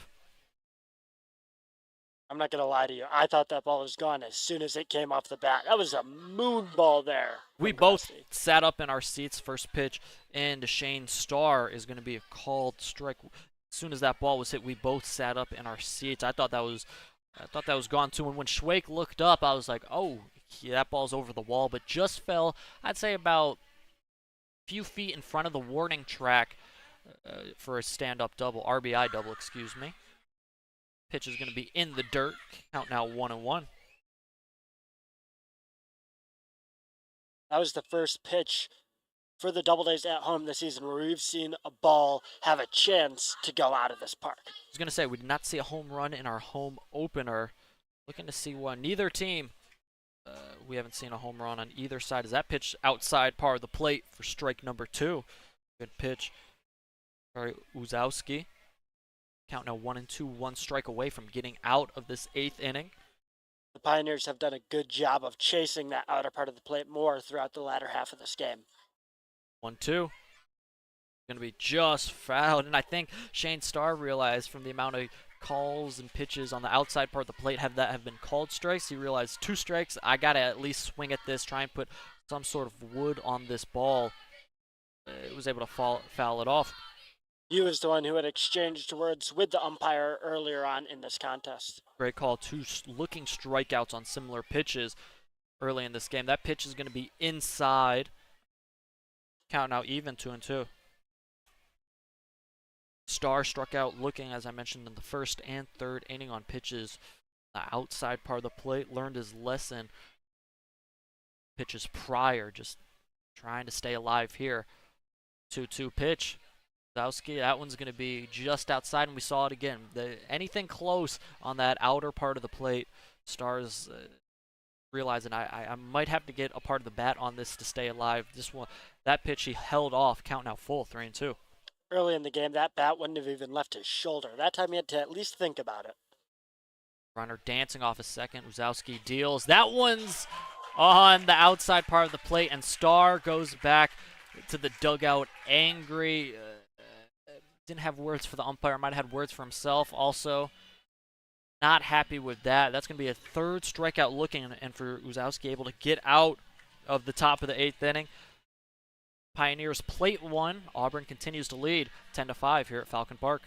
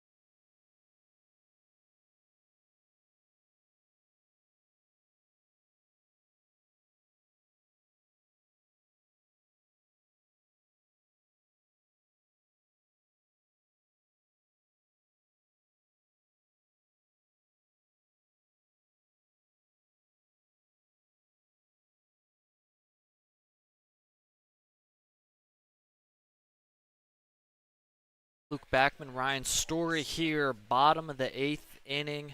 Auburn has a 10-5 lead. We're going to see our 5th pitcher of the night for the Elmira Pioneers. It's going to be Giovanni Delario. Is his first pitch going to be a ball to Josh Thompson. Thompson, successful night. RBI single back in the 2nd inning. Walked in the 1st. He's 1 for 3 on the night. Valerio's second pitch will be high for ball number 2. Valerio, a 5'7" senior southpaw out of the University of Bridgeport, the third lefty that the Pioneers have thrown this game.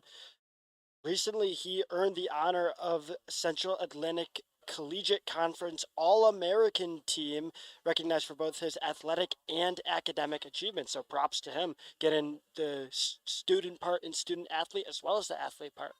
Absolutely. Congratulations to him, as that prior pitch was fouled off. So count now 2-1. The pitch can be swung on and missed by Thompson. Count now 2-2 as Thompson's going to take a little step back, regather himself before he gets back in the box.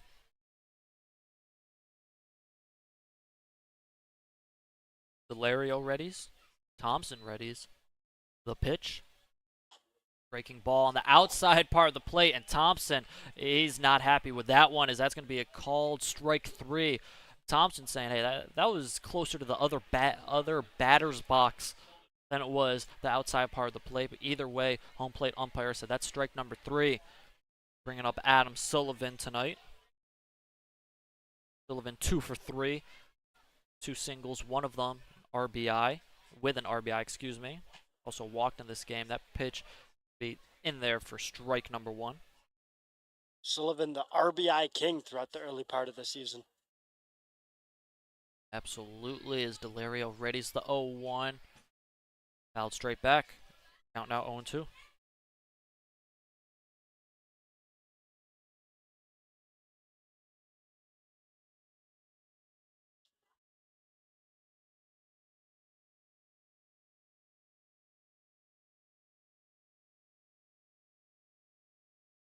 Oh, 2 pitch. That one's going to curve too much inside. Leave too high. Count 1-2. Fans here. A lot of kids here tonight at Falcon Park. We're singing Sweet Caroline during the intermission. Swing and a miss from Adam Sullivan. 2 consecutive strikeouts now. Giovanni Delario.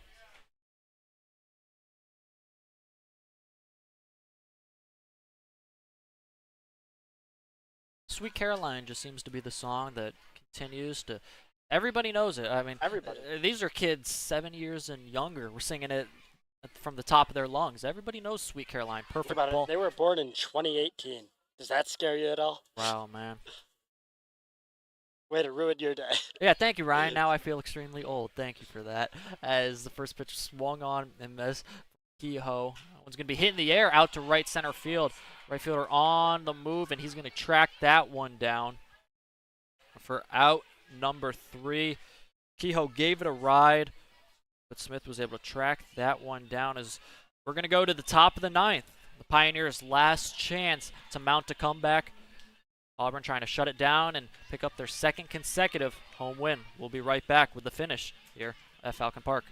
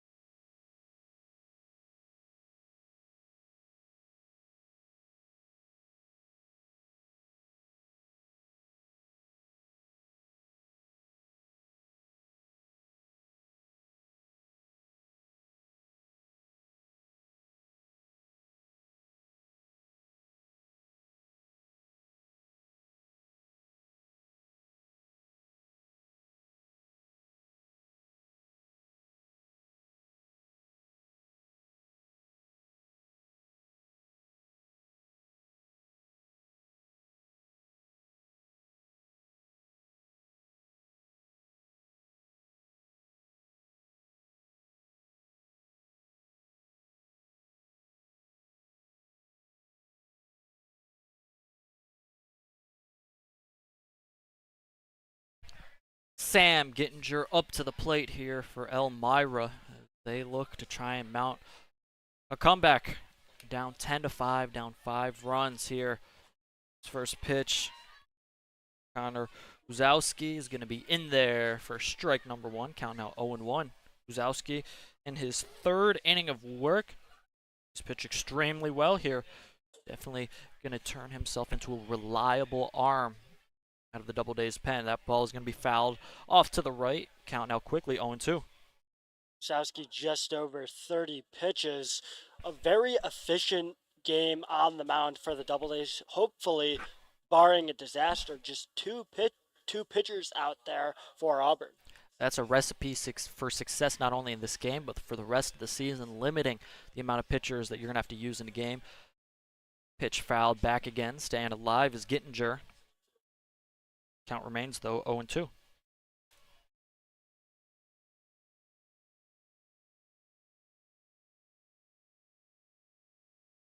Crowd still here rooting for an Auburn victory.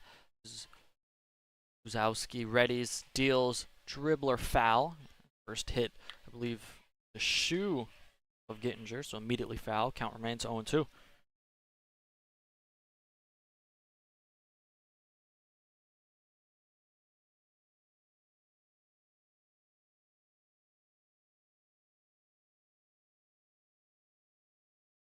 Doubledays doubling up the hits on this Pioneer squad. Good pitch from Uzowski, going to be low for ball 1. 14-7, the hit column right now in favor of the Doubledays. They got started early. I mean, granted, the Pioneers did as well, but the Doubledays got started early and kept going throughout this game. That's why they have a 10-5 lead and 14-7 advantage. The hit column, that ball's going to be hit out, falling in the right field. First baseman Kehoe's going to be there to make the catch for out number 1. There's a chance that the Pioneers won't even be able to match the first 2 innings that the Doubledays put together. That 6-run outburst early on between the first and the second. Fantastic job from the Doubledays of capitalizing early and then supporting that strong start with even more runs to keep the game out of reach. First pitch is going to be in there for a strike to Brooks Hicken. Hicken 1 for 3 on the night with a single out to center field back in the 4th inning. 0-1. It's hit softly over to shortstop. Sullivan's going to have to make an incredible play. Oh my goodness, he made it. What a play from Adam Sullivan, done with the bat, does it right there in the field. That ball, it was hit weakly. Sullivan looked like he overran it, not only because it was hit weakly, it took a weird bounce on the turf. Sullivan reached his glove hand out, grabbed it, made the throw over to first in plenty of time. Great play by the shortstop, Adam Sullivan. 2 outs here, and Auburn's 1 out away from securing the victory. You could make a very strong argument that Adam Sullivan is the best hitter and the best fielder on this Auburn Doubledays squad. Absolutely. His first pitch can be outside for ball number 1. Auburn, again, 1 out away from securing their 2nd home win of the season, 2nd consecutive. They won their home opener. That one's going to be inside for ball number 2 to Grabowski. Grabowski had a single back in the 2nd inning. Then it grounded into a double play. Grounded out to second base his next 2 times at the plate as Uzowski readies, That ball's going to be hit out to right field. DeCerbo is there to make the grab, and that is going to be an Auburn Doubledays win here tonight at Falcon Park. They get the job done, beating the Elmira Pioneers. A little bit of, early season revenge for last year as the Pioneers knocked out the Doubledays at the playoffs. Doubledays get a win in their first matchup of the season here. Great starting pitching. It's not even starting pitching, just overall pitching from the Doubledays here tonight. We mentioned it just briefly on the broadcast. But only needing 2 pitchers tonight, Ryan. That being the case, how big, not only in a game like this, you only have to use 2 pitchers, but for the rest of the season, can this be for Auburn? It really supplements what the Doubledays can do to where in the next game you have a much more rested bullpen. If you need to go to a bullpen game, you can, but that certainly doesn't become a need where a lot of times you see the Doubledays run through pitchers so frequently by having to get position players out there and having to get guys that you'd like to save to where you do have to go to those bullpen games. Now you don't have to do that. You conserve those guys and you're able to come out in your next game at full strength, full health. We just talked about the pitching, obviously. Other than the pitching in this game, what do you think was the biggest key to success for Auburn securing the win against Elmira? I mean, it just has to come down to consistent hitting from the number one hitter to the guy in the 10 slot. It was everyone making an impact. The one guy I got to give a lot of credit to again, Adam Sullivan, with what he did. He was just consistently able to knock in runners. The RBI king, I'm going to keep calling him that. Another key point that I think you were probably going to come to pretty shortly, base running. Base running was huge this game with guys like Josh Thompson terrorizing the Pioneers on the bases. I think you put it perfectly, and you even said it in the ninth as we were kind of wrapping up the game. But the fact Auburn was able to get on the board early, 6 runs in the first 2 innings, I can't predict the future, but if you score 6 runs in the first 2 innings, I got to feel like you're going to have a pretty good shot to win a lot of games. So good job from Auburn, and not only getting those early runs, but continuing to add runs later as Elmira kind of stuck around for a little bit, obviously scored 5 to end the game. Auburn able to add 4 more from the first 2 innings. 10-5 is your final. Auburn, 2 consecutive wins here at home. They'll be on the road tomorrow night against the Newark Pilots. That's going to be a good game. You remember just last night they tied with Newark 6-6. So I think both sides are like, hey, we got some unfinished business trying to figure that out. I think that's going to be a fun game, don't you, Ryan? I agree. I mean, I think that a tie game for a player on the teams, a tie game is the worst result because there's no closure. If you lost, you could say, okay, we lost. Even if we lost in a heartbreaker, we lost the game. We could chalk that up in our mind. With a tie, you just go, I don't know what just happened. We just played all this time. We did nothing. We accomplished nothing. Now it's your chance. Are we the better team than Newark? Because one game doesn't necessarily prove you're the better team, but you could go into that next matchup against Newark going, okay, now we have that confidence against them. 100%. Also on Monday, the Doubledays will be back home for an 11 o'clock game against Newark as well. Make sure you tune in or get out here to the ballpark. Doubledays are now 2-0 at home with a 10-5 win against Elmira Pioneers. I'm Luke Backman. That was Ryan's story. We'll be back here Monday for a home game for the Auburn Doubledays. Have a great night.